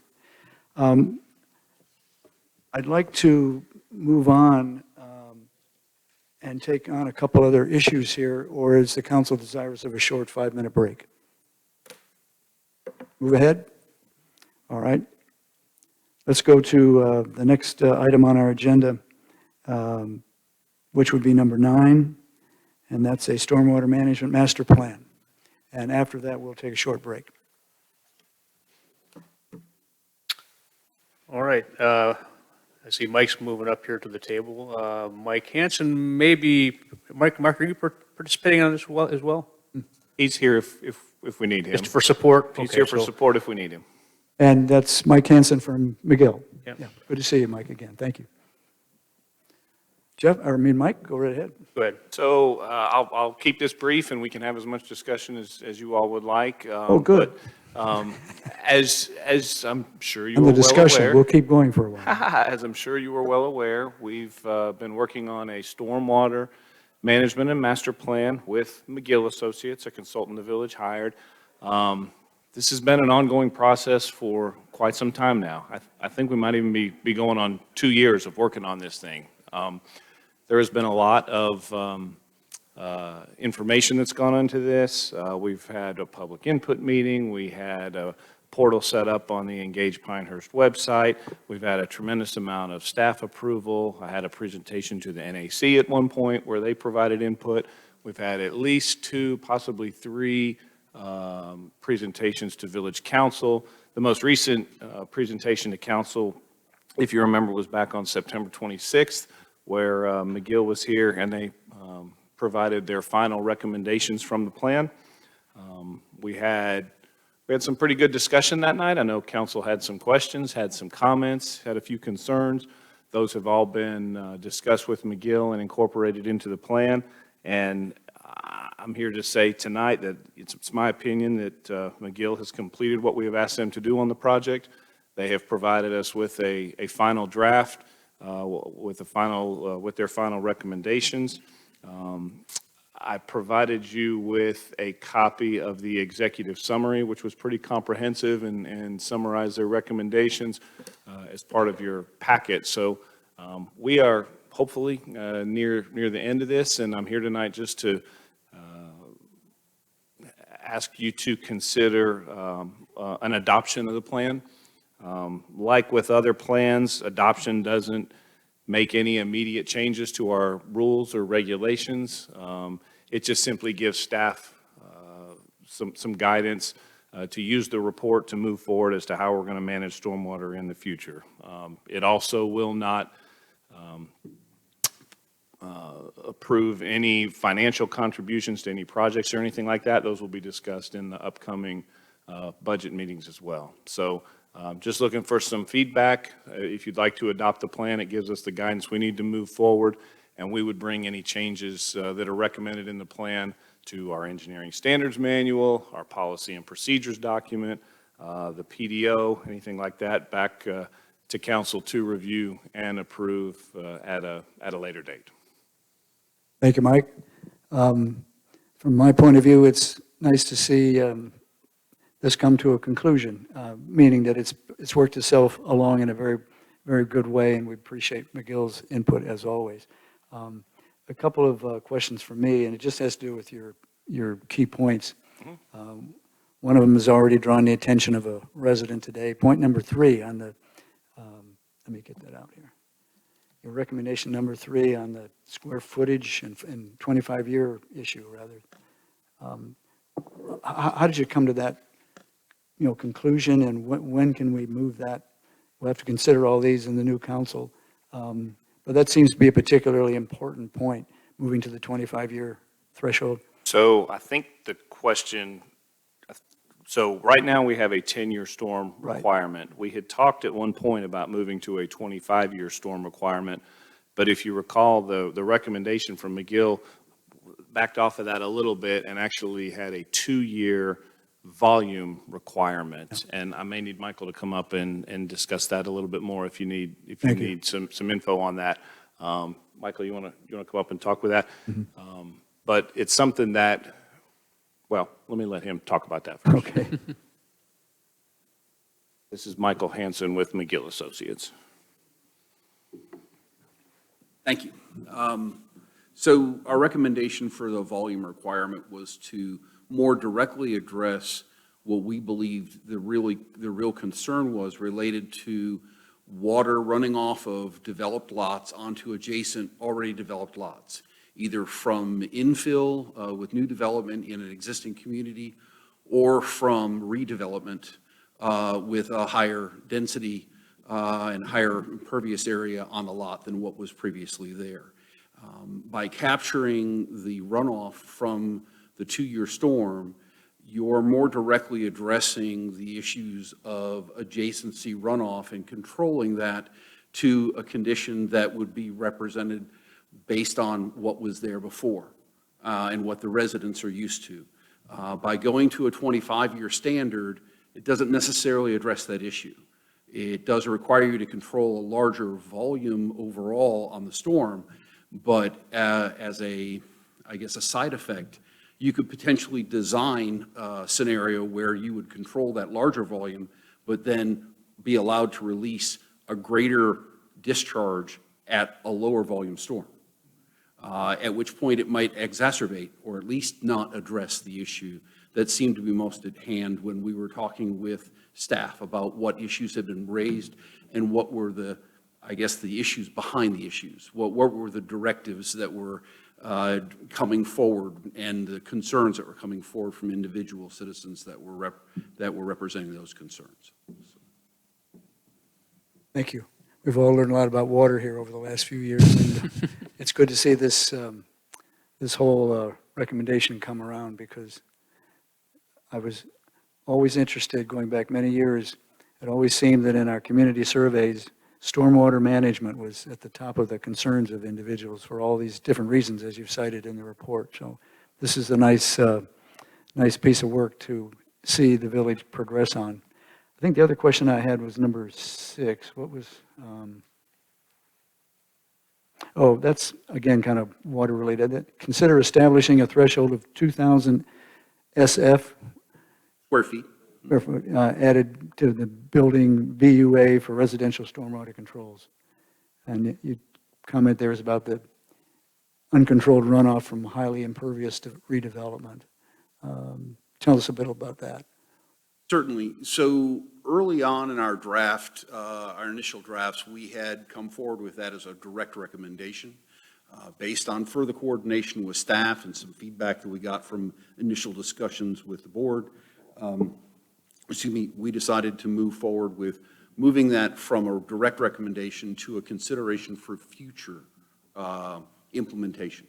And the main reason for that is there are probably some issues that need to be better thought through related to how that might be implemented and the limitations that might be placed on staff through your ability to implement that through ordinance. So right now we're recommending it as something for consideration to think about as you move forward, as density and population continue to create challenges for your community. You may need to look at something that's a more strict regulation of how development and redevelopment occurs.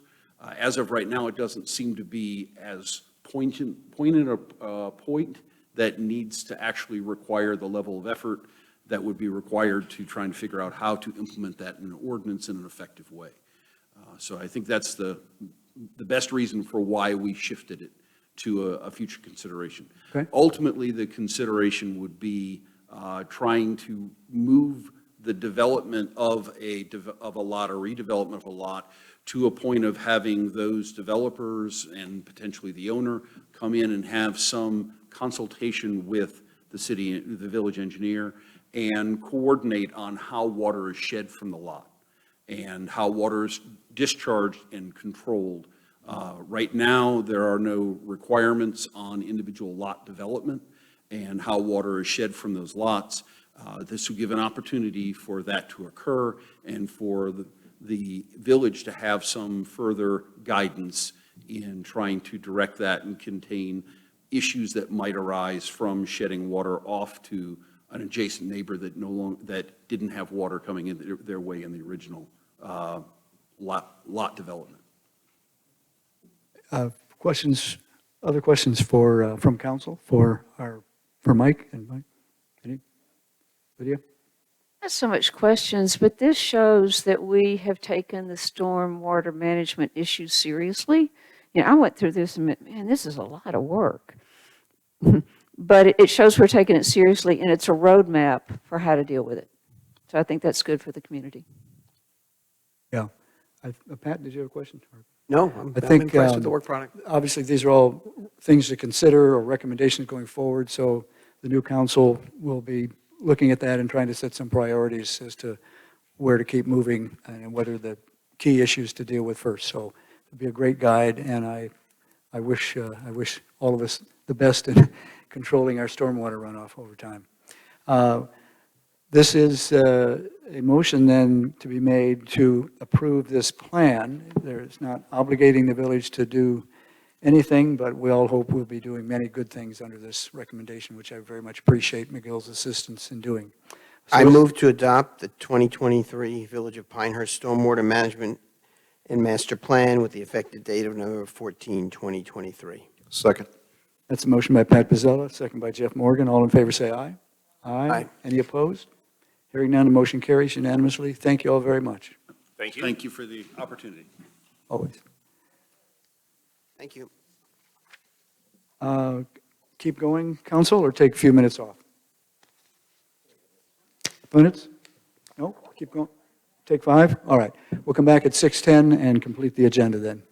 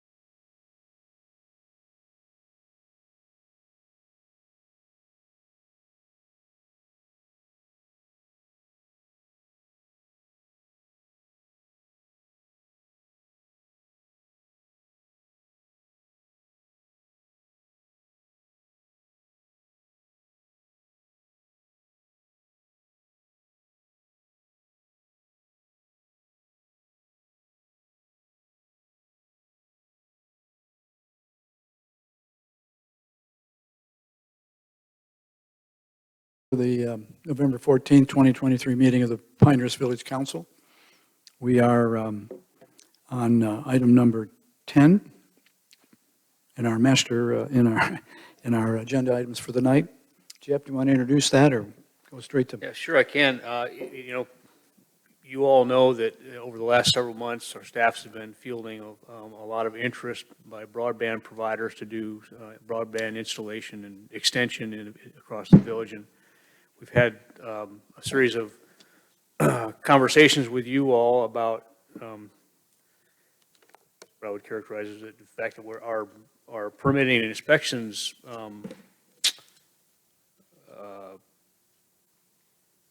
provisions aren't really set up to deal with that. And Mike and Jeff described to you their thought process on how to work toward closing that gap at, I think it was your last meeting. And now they're able to come back and make some proposals to you with regard to how to deal with that from the permitting and inspections fees standpoint to support that permitting and inspections process. So, go ahead. All right. Thank you, Jeff. That's a good introduction. As Jeff had indicated, we've been talking about this item for a few different times in these meetings about this kind of a new situation that we've really not had to encounter before, where we're talking about large-scale, village-wide implementation of underground utility or facilities. Most of the time, we're dealing with small sections, extensions of existing situations. So it's a little bit unique, so we wanted to take that step back and really rethink, make sure we're thinking through this thing. The actionable item that's going to be before you is a request to establish a new fee for plan review and inspections, as well as investigation of issues that may be coming along with that within the right-of-way. And we'll talk a little bit more kind of about the fees here in a few minutes. But before we did that, I did want to just touch on the addendum that we've put together that would go with our existing encroachment agreement. So we issue encroachment agreements frequently, and basically that is the permission to be in our right-of-way with your whatever. It could be something underground, it could be landscaping. We've issued them to Piedmont Natural Gas, and we've issued them to Lost Tree Garden Club for planting some stuff in our right-of-way. So it's the same boilerplate language for regardless of who's doing what. This case is a little bit unique because of the extensive amount of new underground facilities that would be installed, and as such, we created an addendum to the encroachment agreement, and I just wanted to just walk you through, really at the high level, of what's in this addendum in an effort to try to make sure that we're protecting the existing right-of-way as well as the residents along our right-of-way and protecting their properties. Obviously, their driveways and things of that nature extend out into the right-of-way, and there could be subject to damage and those kinds of things. So at a kind of high level, what we've come up with, and give a lot of credit to Mike and Megan and Public Services, really done a lot of thought process to this, and as well as David Johnson, our engineering tech. We've sort of laid this out as our process and procedure, general conditions. So you see those are kind of the first things on there. The big thing that we wanted to kind of highlight on the process and procedures is limiting the amount of any one amount of approval to a 5-mile section. As we get more comfortable with contractors and those kinds of things, we, at our discretion, could increase that amount of approval, but right now, we want to restrict them down to about a 5-mile section because that's something we feel like we can manage the issues that may be coming up to us, and we didn't want to have too many contractors and subcontractors spread all over across the village doing too much work at any one time that could overload our ability to manage it. How many miles of road do we have? 108-ish. Let me ask another question. What's the sort of the usual and customary amount of mileage they'll come in? Normally, we're talking hundreds of feet at a time, Feet? kind of stuff. Yeah, Okay. yeah. This group, is interested in doing, and I think they've even stated they could do up to a mile a day, if I'm not mistaken. with their crews. And so, But wanting to do all 108 miles, pretty much, of our roads. yeah, so that's just not, it's just not manageable for us. You know, just no way for us to manage that type of activity in the right-of-way all at one time, all across the village. So the big thing here is we want to limit to 5-mile increments. Mike, did you just say somebody wants to come in and do all 108 miles of our roads? They would like to install fiber optic pretty much everywhere. I probably should say. Residential, right? Yeah, residential. It's residential, and some in the downtown area as well, but it's And that's one company. correct. Now, However, go ahead, Go ahead. yep. No, you You say, go it. ahead. We're going to say the same thing. We have another company that is already here that wants to upgrade their existing system here. We have not seen their plans or haven't really talked to them much as well, but we've got 4 different fiber optic companies that have talked about one doing the whole village, one really focusing on the downtown area, one upgrading their existing system, and another that's kind of piecemealed some stuff together. Sounds like Bedlam. I do not disagree with that. There'll be some challenges for sure.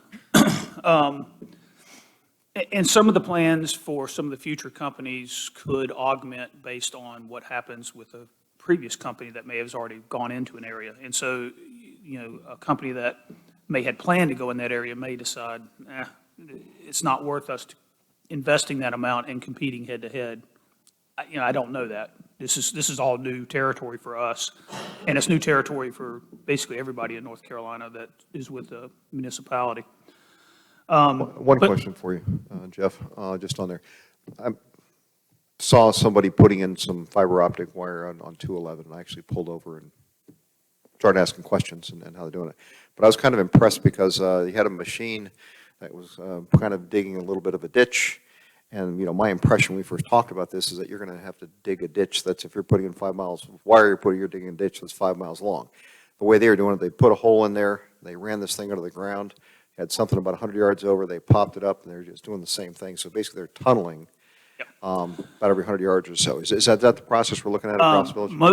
In most instances, the way you described it is very accurate. It's a bore. They go for a certain distance, and then they'll create a new bore pit and continue on. Okay. In this particular case that is before us that triggered all of this, they also have a boring technique, but it's a different type of bore because they're using smaller lines. It's a bullet head type of boring, and so it's more, as opposed to a directional bore that they have a little more control over. With a bullet, they're just kind of poking along, and it can get off course. So they have to dig basically a pothole every 15 feet to make sure they're on track, that they're still lined up correctly. So it's a little bit different in this particular application, the way it's been described to us, than what you've seen out on 211. But by and large, what you see on 211, that's mostly what we end up seeing and dealing with, is that. So, Jeff, one more question. What about all the tree roots we have? Like 211 is grass. yeah. We have tree roots. Does that make a difference? I'm not a certified arborist, so I don't know that I can really answer that 100%, but I would say, generally speaking, probably not great impact to that, because again, the bullet that they would be using is fairly small. And so, you know, it may graze or nick, or it could even penetrate a larger root, but not to the extent that I think that would be detrimental to the trees. They're not like going through and digging out the root system. So basically, you're almost drilling through it. And we've seen at times where we've had, you know, we had one down by the village chapel where a tree was uprooted and there was a line drilled right through the root system. And, you know, the tree survived fine. It just blew over in a storm. It didn't have anything to do with it from that standpoint. Just a couple of other things, general conditions. One of the things we've got in here is making sure that they're properly licensed in the state of North Carolina. Boring operators are required to be licensed if they're doing more than $40,000 worth of work. Again, we want to limit the number of work crews that can be operating at any one time. In addition to the miles, we also want to limit the number of crews, because they could do a mile over here and a mile over there and a mile back there and that type of thing. So we just want to know who's out there and what they're doing, and if you get too many players out there, if it's unlimited, they could be all over the place, and, we wouldn't necessarily have a good feel for that. Scrolling on down, Shannon, if you don't mind. And I'm just going to touch on these really high level. Notifications, we are requiring them to notify people along that process, and we've given them a couple of options there, either U.S. mail or they could do door hangers. If they do door hangers and are soliciting for business, then they will have to also get a permit from us for soliciting. I'm a resident and I get notified. What do I do? Not much you can do That's unless, what I'm trying to, I'm hoping our residents are listening or watching this. What do you do? I mean, but at least you'll know what's you'll happening. know what's going on with. And you'll have to, hopefully won't be calling us to say, what are they doing out in front Right. of, in the front Okay. yard? Yep. I So mean, that's the point. You can certainly call and ask them questions about what they're doing, and if there's anything you need to do in your specific area, your front yard to. Yeah, and if you notice up there on the notifications, it's got some specific requirements and a phone number for questions or concerns, the dates, description of the work, all of that is to be, And it's all in the right of way, so they're not Correct. they're not on flower technically. beds and all that. Well, some of those flower beds and irrigation systems do encroach into our right of way. Right, but Yep. where they shouldn't be. I get you. Right. Traffic control is addressed in here. Road crossings, so if they need to cross the road, it requires it to be bored unless we could give them other permission to do it in an alternate method. We just don't want road cuts, those kinds of things to occur. Restoration is a big component here. We do have in here a financial guarantee that could be placed upon them or requested that they put up a financial guarantee. We've got it kind of capped at a maximum of $25,000. That's $5,000 a mile. You use the word may there. Are we doing that or not? Our intent would be to do it. Okay. I had it in there, will be required, and I took it out and put may just to give flexibility. Okay. And that's a good question. Restoration materials being like for like, so if, you dig a hole in somebody's yard, we want sod put back in that yard, and it needs to be Bermuda sod if that's what was there previously, and that's what, the surrounding grounds are, et cetera. If you can scroll on down, I think making sure that the next section on there is just making sure that the company's identifiable, that we don't have people just showing up and we don't know who they are, what their name of the business is, or any of that kind of stuff. So, we expect them to be and look and act professional and be identifiable, so that we know who to go talk to if we have an issue. And then there's a section for additional notes.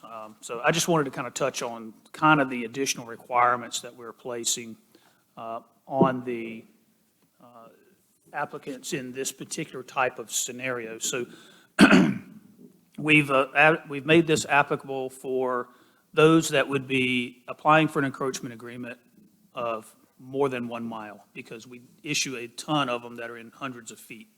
And we didn't want to place all of these and track all of this information necessarily, all these restrictions, and track everything for small scale operators. We're looking at the really big operations here. One of the things, as I mentioned before, is an actionable item, and that is to adopt a fee. We will be requiring engineering drawings to be submitted, so we know what side of the road they're going on exactly, what are the potential conflicts that they may encounter. We'll be sending those to Moore County Water and Sewer for their review to ensure that we don't have conflicts with water and sewer lines where they're planning to go. So all of that work going out, perhaps in writing that section and making sure that side of the road works correctly in the way that, they draw stuff up, but then you need to go out and visually see it. And then as the project is going along, the periodic inspections to ensure the right-of-way is being restored, those kinds of things. So we're proposing a $250 per mile plan review and inspection fee.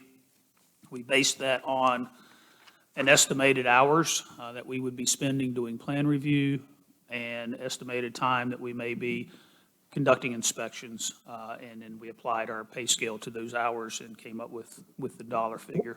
What is it? How does the 250 apply per mile? Per mile, not per hour. Yeah, per mile. And is that sort of reasonable and customary based on how other communities are setting the fees? I think so. I had reached out to a couple other ones. I talked about that a little bit last time. I think we're actually a little bit less than maybe some of the others are, but. But there are some that are not charging. But there's some that any aren't charging at as all. well, yeah. So we realize, I think it's safe to assume that we will have staff time involved in issuing these large-scale encroachments for reviews, and those who are generating the need for that cost need to pay for that cost. Much like our permitting fees cover planning and inspection costs directly to, so, the development community pays for those costs. Similar approach here. So we do have, spreadsheet that we came up with to come up with what we think was a reasonable dollar figure based on estimated time that we think we would be spending doing these plan reviews and inspections. So if y'all are in agreement with all of this process and the fee establishment, we would request that you consider the resolution to establish this fee and it'll be in our planning and inspection section, because that's where our encroachment fees are currently housed in terms of our fees and charges policy. Mr. Mayor, I'm very comfortable with this fee. It's reasonable. Yeah, I think it sounds reasonable to me, too, and as this has progressed along since, really, it was September, wasn't it, when we first heard about this? You've all done. Back a little obviously, further than that with us, Yeah. but for y'all. Two lingering questions in my mind, some of which I think are being addressed and you may have looked into.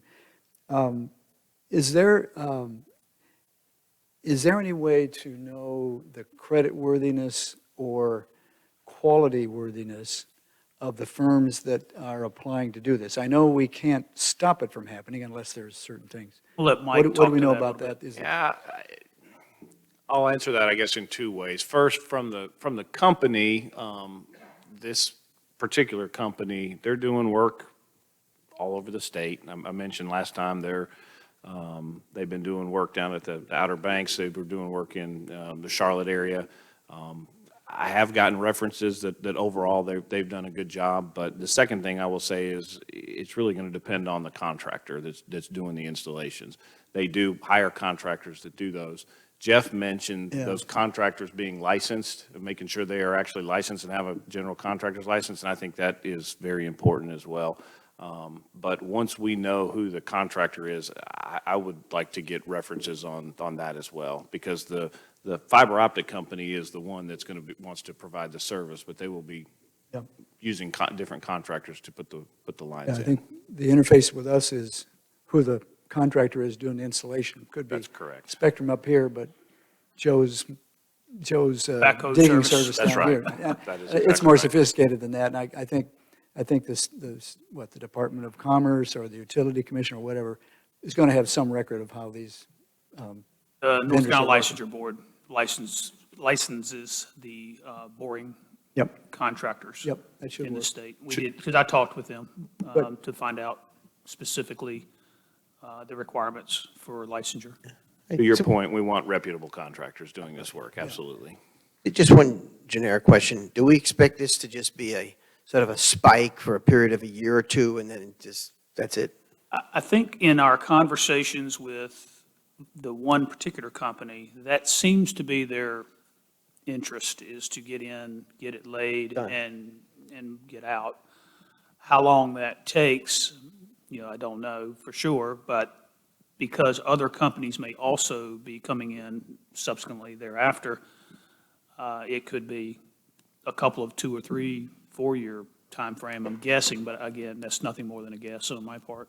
But the initial company that we've been talking with seems to be anxious to get started and get going, and they have started in Southern Pines, either are underway or just about to start with actually laying line underground. Okay. Is this something we would not want to be happening during the U.S. Open? We've talked a little bit about that.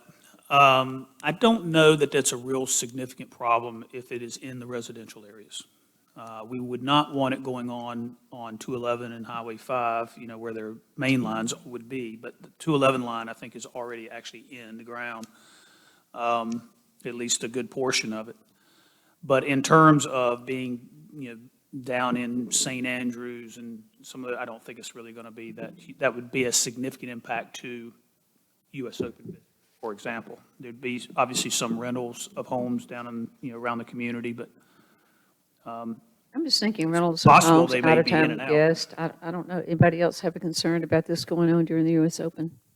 Not that I'm concerned, I'm just questioning the impact it I might think, have I on mean, our I visitors. think our initial request would be, let's not do it during that timeframe.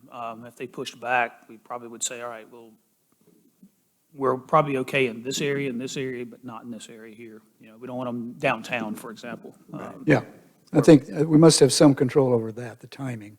So I'm sure you'll do your best to work around the open and other things.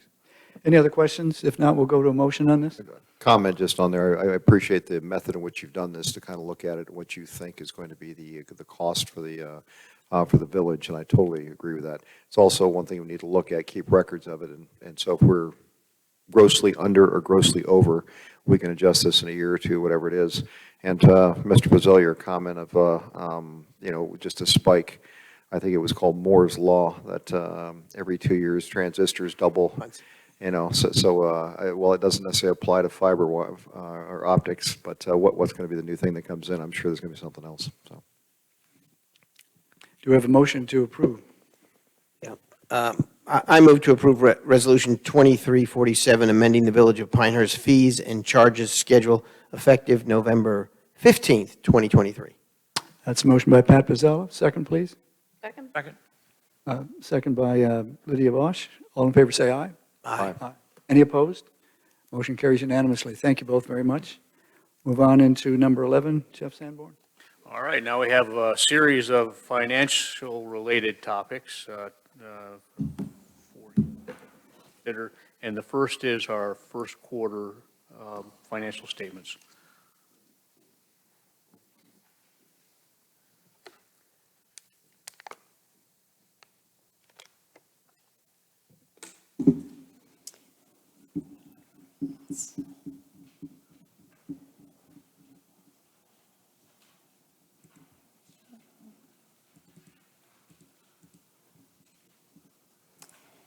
All right. Good evening, Council. First, we're going to present the financial statements for the first quarter of FY24 through September 30th. So looking at our budget to actuals through the first quarter, we're in a good place. We're off to a good start this year. Just a reminder, our year-to-date budget, the way that is determined is that when we're creating the annual budget, we then allocate that out across the 4 quarters of the year, but that is not just done by putting a fourth of it in each quarter. For certain items, particularly for the property tax revenues, the majority of it is budgeted in the first quarter, the remainder in the second.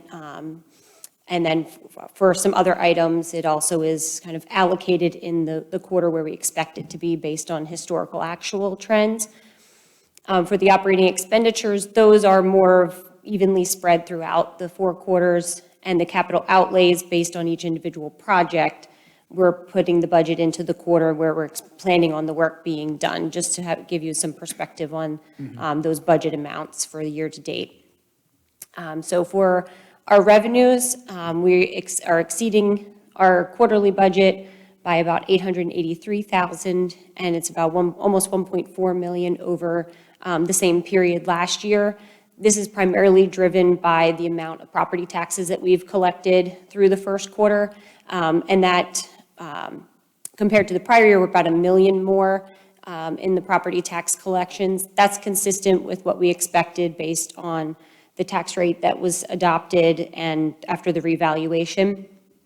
And then the remainder of those additional revenues that we're seeing are primarily related to sales taxes and investment income, and we'll look at those in more detail in a little bit.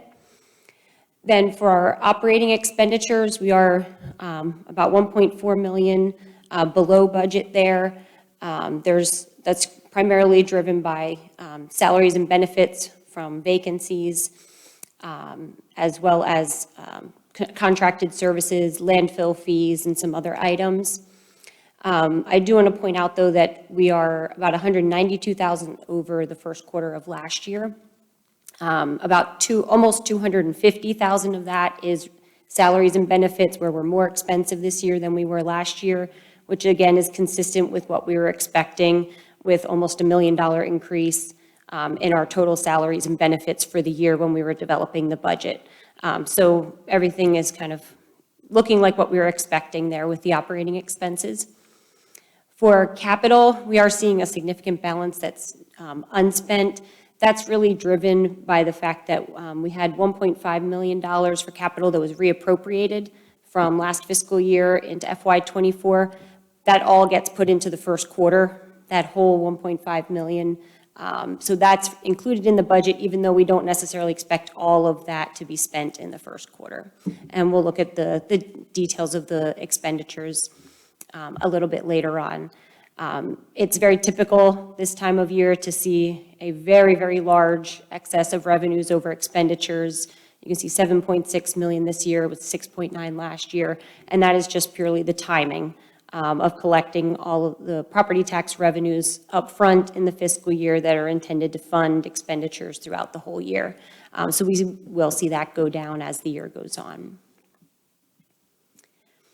This is just a graphical representation of the numbers we were just looking at, but you can kind of now see the revenues are the green bar and the expenditures are the wider red and blue. Kind of a very similar looking trend to last year in terms of the revenues exceeding the expenditures. And again, we'll see that gap between those two close as the year progresses. All right, we'll take a closer look at the revenues. Again, this graph of the revenues really just illustrating that the trend is looking very similar to last year in terms of progress towards the budget. So far through September, we've collected about $10.5 million in property taxes. Out of the real and personal property taxes, excluding the motor vehicles, we've collected 79% of our budget through the first quarter compared to 81% last year. So again, kind of very similar trend in terms of our collections to date. For the sales taxes, we've collected nearly $2 million in the first quarter. This is about $310,000 or 18% more than the first quarter last year. So we're still seeing some strong growth there, about 8% higher than our budget for the first quarter. Dana, do we expect at the end of the second quarter to have a completed collection of our property taxes, more or less? Essentially, yes. Usually by the second quarter, we have reached 98 to 99%. There can be a little bit that trickles in the third and fourth quarter, but it's usually very small. By that point, people's taxes are kind of well overdue. I did add a schedule in the financial report that does show the quarterly, the collections by quarter, so you'll be able to see that as they come in. And then investment income, very strong still with the higher interest rates. We had $238,000 of investment income in the first quarter with an annualized yield of 4.78%.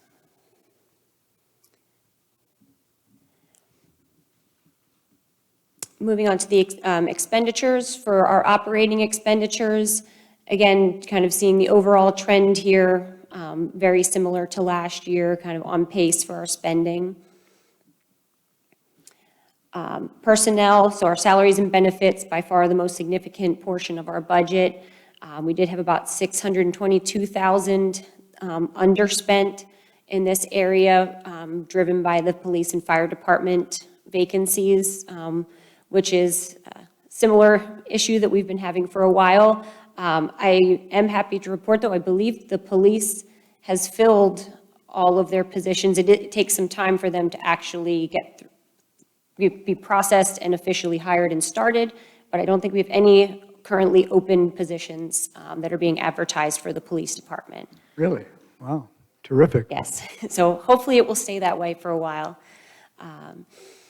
Then for some other operating items, we did have $122,000 budgeted from the reappropriation for last year for fire turnout gear and some other supplies that had still not been purchased.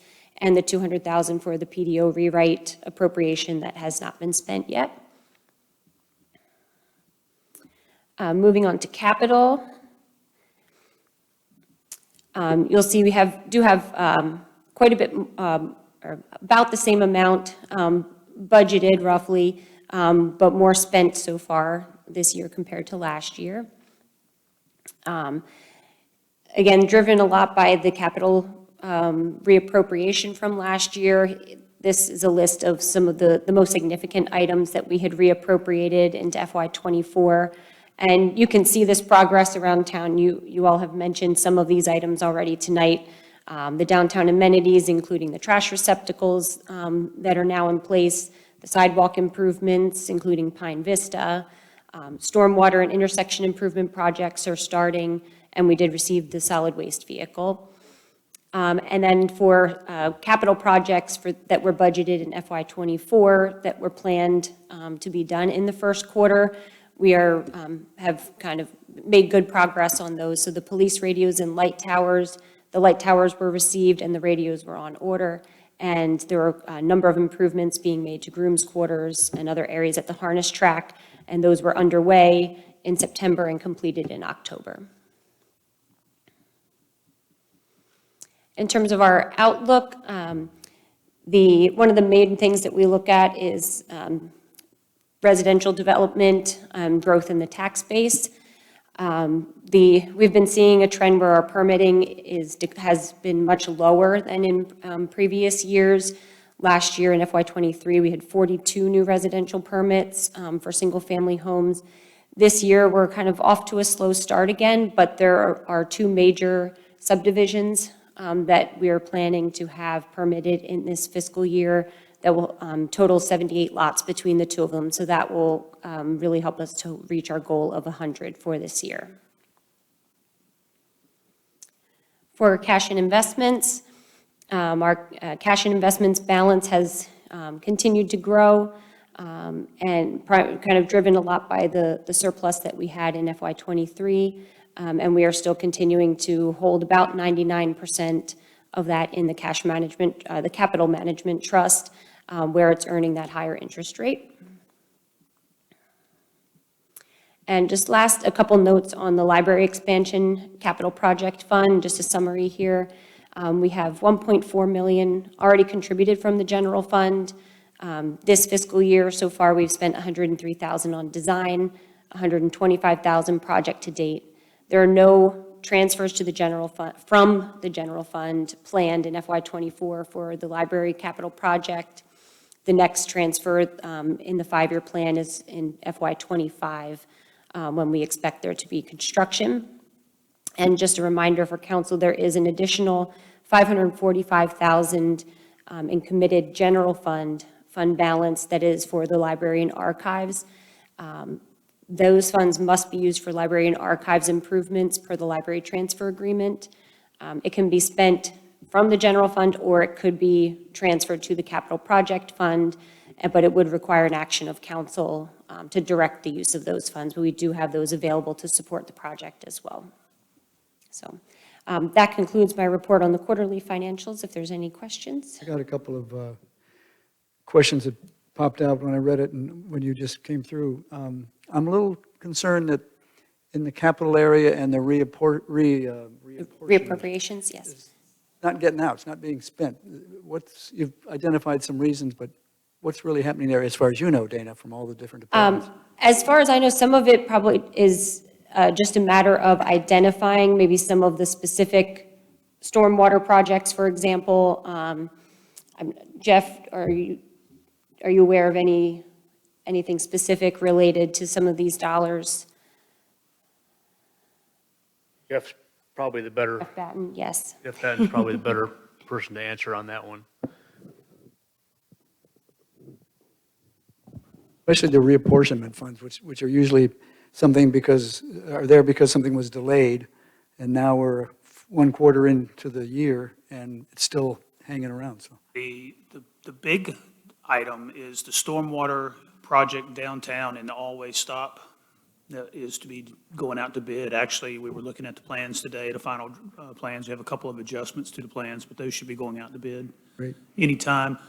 We elected to do the downtown paving project this year, kind of as a last-minute thing, and so that took our time to do. We took time to do that as opposed to working on this while stormwater was still being done, but we just have been focused on other projects there that were not anticipated necessarily. In terms of other, we've got another major stormwater project over on the lakeside that had some legal issues going on around it that we were waiting to be resolved, which have now been resolved. So that project will be moving forward, and that's probably a six-figure job. That's about all I can think of right off the top of my head.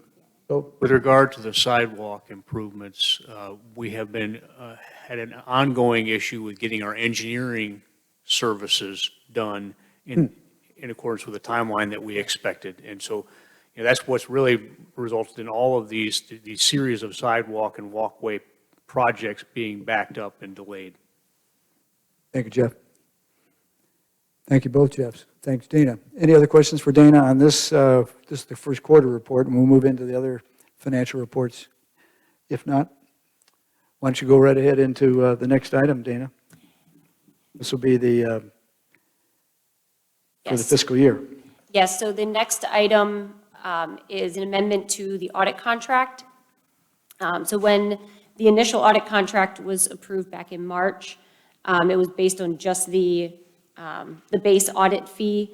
The contract did include language for a couple other variable fees that were dependent on actual hours spent, an administrative fee that's 5% of the total fees, and out-of-pocket expenses for travel. These are common and standard in audit contracts. Now that we know the exact amounts of those based on the audit effort and the actual travel expenses, we do have this breakdown of those additional fees here, totaling $8,779, bringing the total audit contract amount to $49,779. So we do have that amended contract that will need to be signed by the mayor and submitted to the LGC in order for us to pay the final invoice. Help me understand, why is the original contract was for 41, and then we added 8? Why does it have to come to the council? I thought that's within the discretion of the village manager. The LGC, the Local Government Commission, requires that the council approve the audit contracts. Is that accurate, Brandon? It's audit contract specific regarding the approval? Correct. The LGC has to approve every invoice in an audit, any amended contract. Yes, if you want to come to the microphone, please, Brandon, sorry. They have to approve every invoice, and so the contract, and the one we normally just send out that's on our letterhead, we had all this written in there. And the contract for the LGC, it just said base 41,000. If you go above that, they will not approve it. They'll push it back and say it has to be approved by council. So it's a little extra red tape. I get their rule, it just didn't compute with the Yes, standard rule of how we operate. Correct, yes. Based on our contract, delegation of authority and thresholds, this would not need to come to council. It's only because the LGC specifically requires it. Yes. Any other questions on the contract for Dana? No. Is there we have a motion Yeah, to approve? I move to approve the amended audit contract for fiscal year 2023 audit. Motion by Pat Pizzella. Is there a second? Second. Second by Jeff Morgan. All in favor, say aye. Aye. Aye. Any opposed? Motion carries unanimously. All right. Now we'll Thank move you. into the year-end report. Yes, so I want to welcome Mr. Brandon Flincham from Forvis and the audit team. I'm going to pull up the correct attachment here in a moment.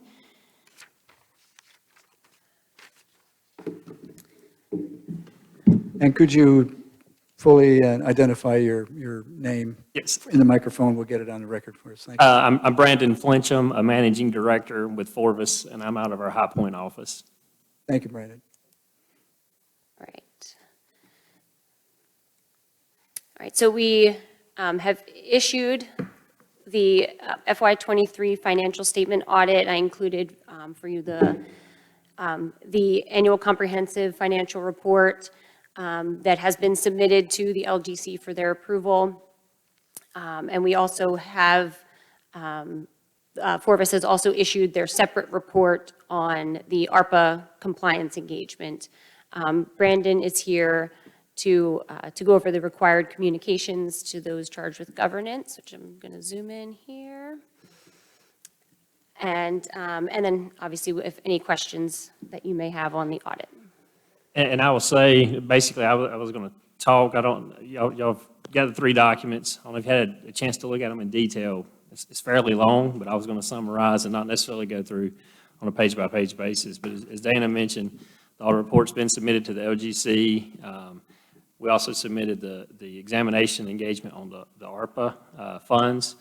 They received it a few days ago or about a week ago, and I sent them a note today to say, y'all received everything you need to approve the audit report, so we expect that to get approved very shortly. And then you also got what we call the report to board. The report to board has basically got like 20 pages here, but in short, the audit process went very smoothly. We didn't identify any internal control comments or compliance issues that needed to be reported to the board. The team was very helpful. Y'all do have a great team here. They're very responsive, and the work product that's given to us is very, very good. The other thing I would say that was unusual this year, I mean, as part of the amended contract, is GASB 96 for your subscription-based information technology arrangements. That was implemented this year. That takes quite a bit of time for the village's team to pull together that information, and it causes additional time for us to audit. But as a whole, that was prepared very well. There was a minor past adjustment in our report to board, which is summarized.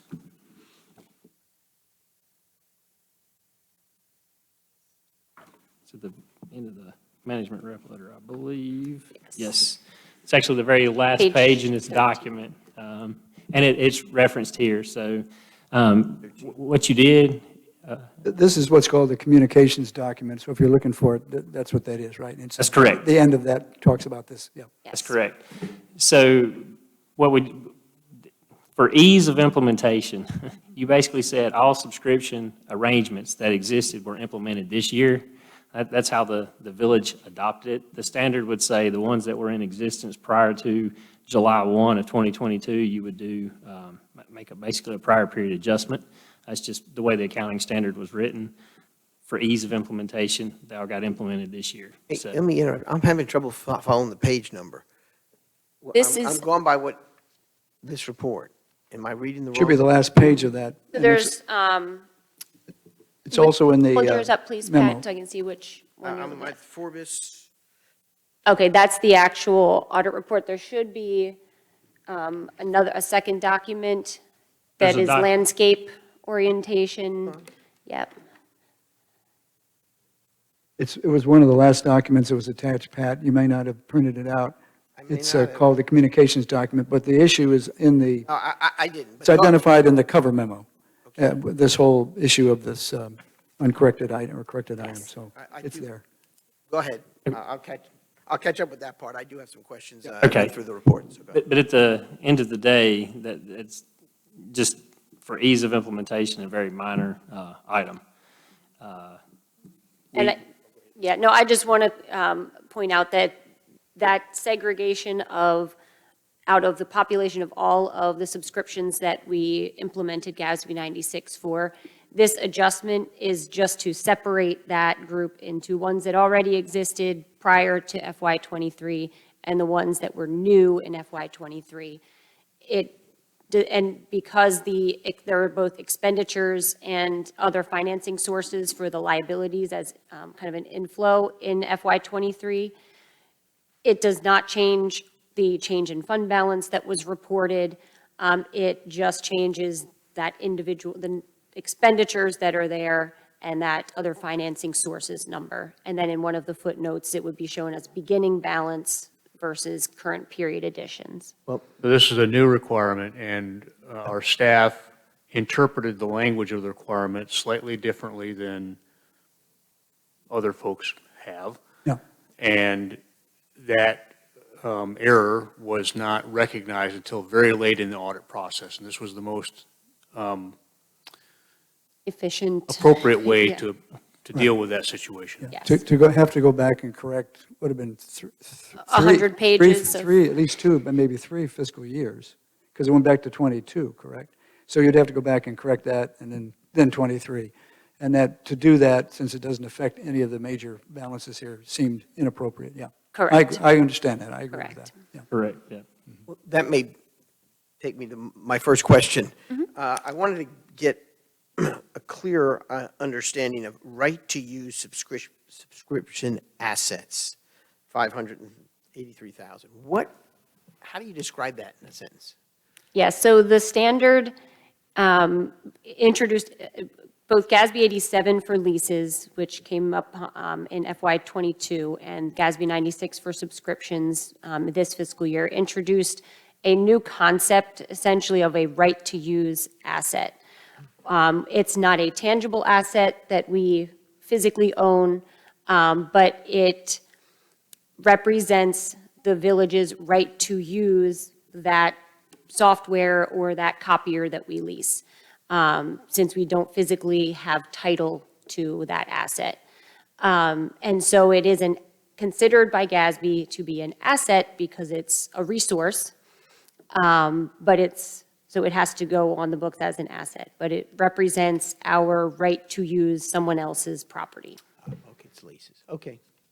I get it. Yes, yep, and then for most of them, we have an offsetting liability that represents our future payments to continue to use that asset. And sometimes, and there's a slight difference between the two numbers at the end of the year. That difference occurs because you typically pay for these arrangements at the beginning of the year, and the asset amortizes over the course of the year. So like if you pay for a year in advance, it's not amortized, so your asset and your liability does not always equal. Yes, and footnote 5 in the actual aquifer, I can find the page number for you. That footnote 5 is where it has a lot of the explanation of what these items are and the tables of the asset amounts and the liability amounts, future payment schedules for the liabilities. Okay. I have unless someone wants to go on there, I have a question on page 17. I'm just following your report. It deals with the new home construction. Why do we have this confidence of projecting of 100 homes, given interest rates and the steady decline over the last 4 years as to the number of homes? Last year, we projected 150 for FY '23. I think the goal for FY '23 was 75. Well- Maybe the year prior. No, the last, I pulled up the last, I like this report, so I saved them from the year to Bill, year. I think the answer to the question is, that's a good question for the strategic planning process. Well, I'll ask it then, too. Because those numbers are numbers that the council approved previously. I understand, I'm just trying to understand what goes into the formula because Well, It's crystal ball. it's crystal ball, and that's fair enough for me. I'm just trying to, because they've been a steady decline for the last 5 years, and, okay, we'll take that up again. I had a few more questions. I fortunately read through this. Hold on. No. How many new homes did we say we expect with Hollycrest and, there were two, Hollycrest and? Hollycrest and Pinehurst South Cottages Yeah, is so it's- 78 total between the two.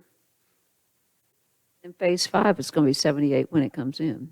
Yes, which I think, when I talked to Alex, that would be the following year he expects, yep. Okay, let me go to Schedule 1, page 56. Curiosity, golf cart licenses. And we've got, budget numbers in there. What are the number of golf cart licenses do we have in this village? I keep thinking we've got more and more every day.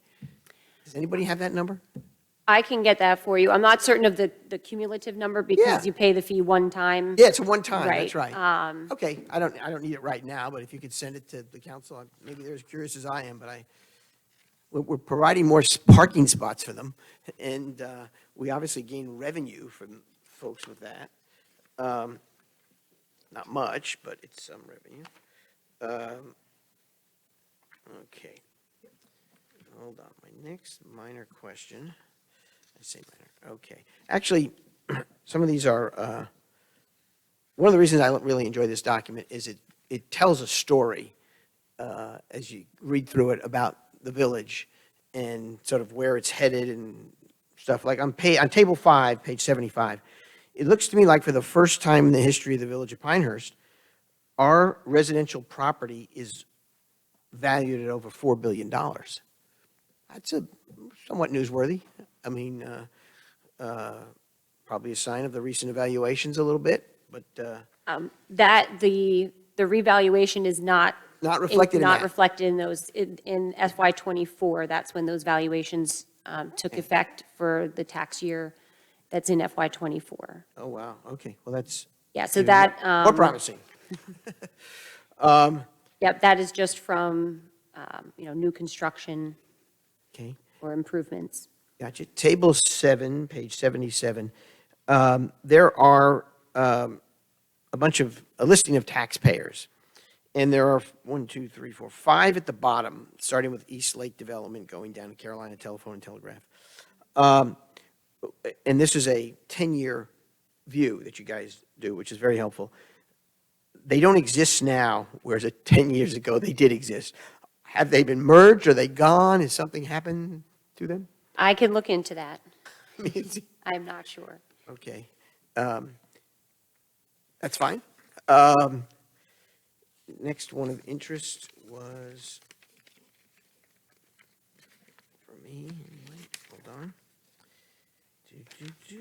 Yes. I did notice, for only the second time in 10 years, the median age of our residents has dropped under 60. So we're seeing a little impact there. The suspicion that many people had that we were getting a little younger has finally shown up. Not by much, but it's there. Page 83, table 13. This is telling the story of our employment base is diversifying. A 10-year look at our two largest employers, First Health and then Pinehurst LLC, the resort, that in 2014, the percentage of employment that was represented by First Health was 71% of our employees in this village. And it's down to 50.9%. And the resort was then 26.32%. It's down to 18.8%. So in 2014, those two entities represented 97.37% of our employees in the village of Pinehurst. And they're down now to about 70%. So I mean, I look at that as a healthy sign. They both have increased the total number of employees they've had, but obviously our little local economy here is diversifying and growing. So again, that's a story that's a worthwhile one to tell. On table 15, going to page 85, a couple of questions pop up to me. I found it interesting that the number of, let me get this right, the number of incident calls in the fire area has declined from between 217 and wait a minute. Yep, they keep declining. But the number of inspections keep going up, which is a good sign. In other words, they're doing these inspections. I mean, you can actually connect the dots. They're doing a lot of inspections, and so it's reducing the amount of calls. And the question I had to do with the harness track. Two questions. In 217, the standard bred stalls leased was 252, which was the all-time high in the 10-year horizon. Yeah, 256 in 2016. 256, okay. And in 223, it's 182, though we put a lot of money into upgrading them and investing and attracting folks. Is there a reason, can we never get back up to that number, or have we reduced the number of stalls altogether? Is there some story behind that?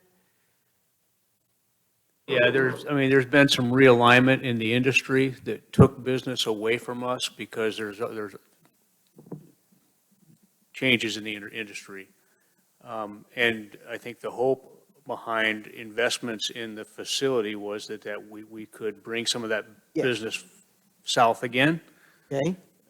Last year, it didn't really pan out that way.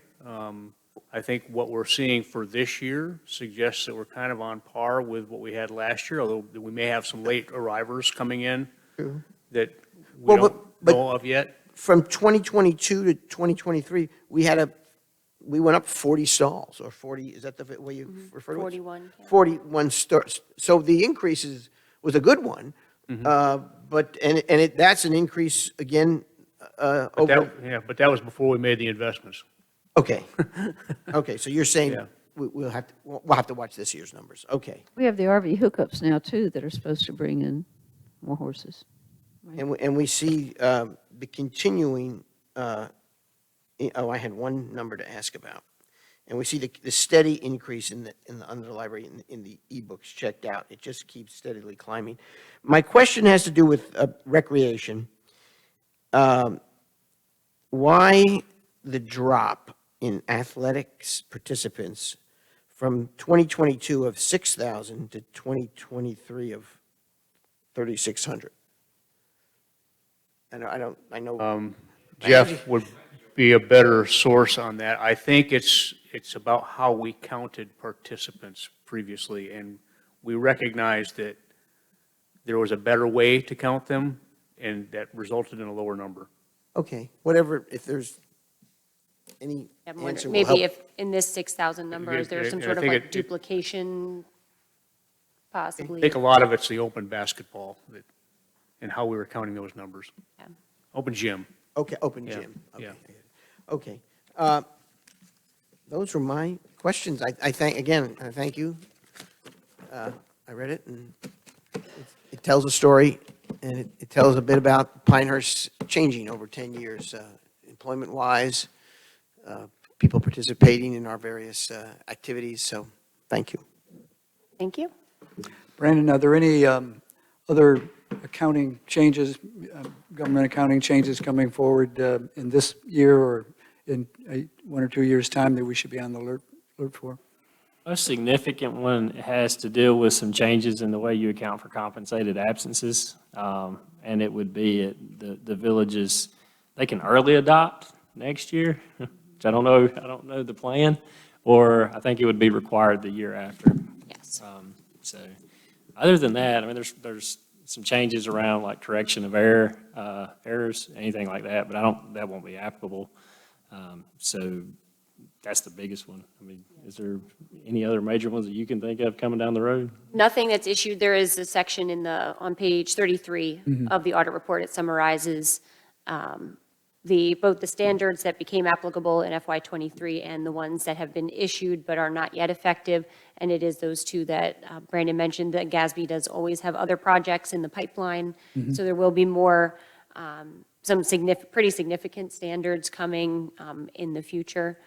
We'll definitely keep you apprised of those the council apprised of those as they come. But at least for those two that have already been issued, nothing that is required for this fiscal year.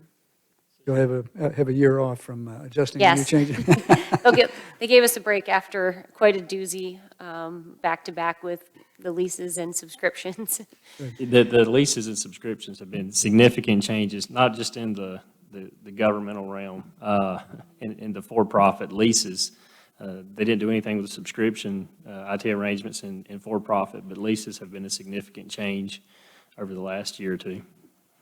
And I'm assuming that municipal accounting is still a major line of business for the firm, and that we're a good customer, and we anticipate working with you into the future. You are a great customer, and with our merger, where we used to be Dixon Hughes Goodman with Forvis, with BKD, our practice in the municipal space, public sector is significantly larger than it was. I mean, we had a large one before, but significantly larger, so that part of our business is not going away. Good to hear that. Any other questions for Dana or Brandon? All right, Brandon, thank you very much for that report. Thank you. That will bring us to the next item of business, which is other business on our agenda. Is there any other business from staff or council to bring at this point before the work session? I have one item I'd like us, I don't know if we don't need to discuss it now, but it's something I think that I'm curious about the impact. There's been obviously some news coverage regarding the High Falls Dam situation, the implications of what may or may not take place there regarding the ownership of the dam and so on. And I'm just curious, what is the implications for Pinehurst and its the water and so forth? I don't know. I have people asking me, and I'm saying, I don't know, I got to look into it, and so I'm sort of throwing it open, and if it's something that we should have on a future agenda, I welcome it. There's no impact on Pinehurst. Okay. From the High Falls. Right. Yeah. Was there a second point about what's the water situation, which would be a more No, kind of that's, detail? I wanted to know Okay. if that Okay. sale goes through or something, and what does that mean for us? Okay. Question answered. Thank you. Any other business for tonight? All right. Any comments from attendees? Was there any list sign up, Shannon, or not? Anybody in the audience here have a message for the village council? All right, seeing none, is there a motion to adjourn and go into our work session, please? I move to adjourn the regular meeting. Second. Motion by Lydia Bosch, second by Pat Pizzella to go to the work session and adjourn the regular meeting. All in favor, say aye. Aye. Any opposed? Hearing none, the motion carries. We'll go directly to the work session. And we have one or maybe two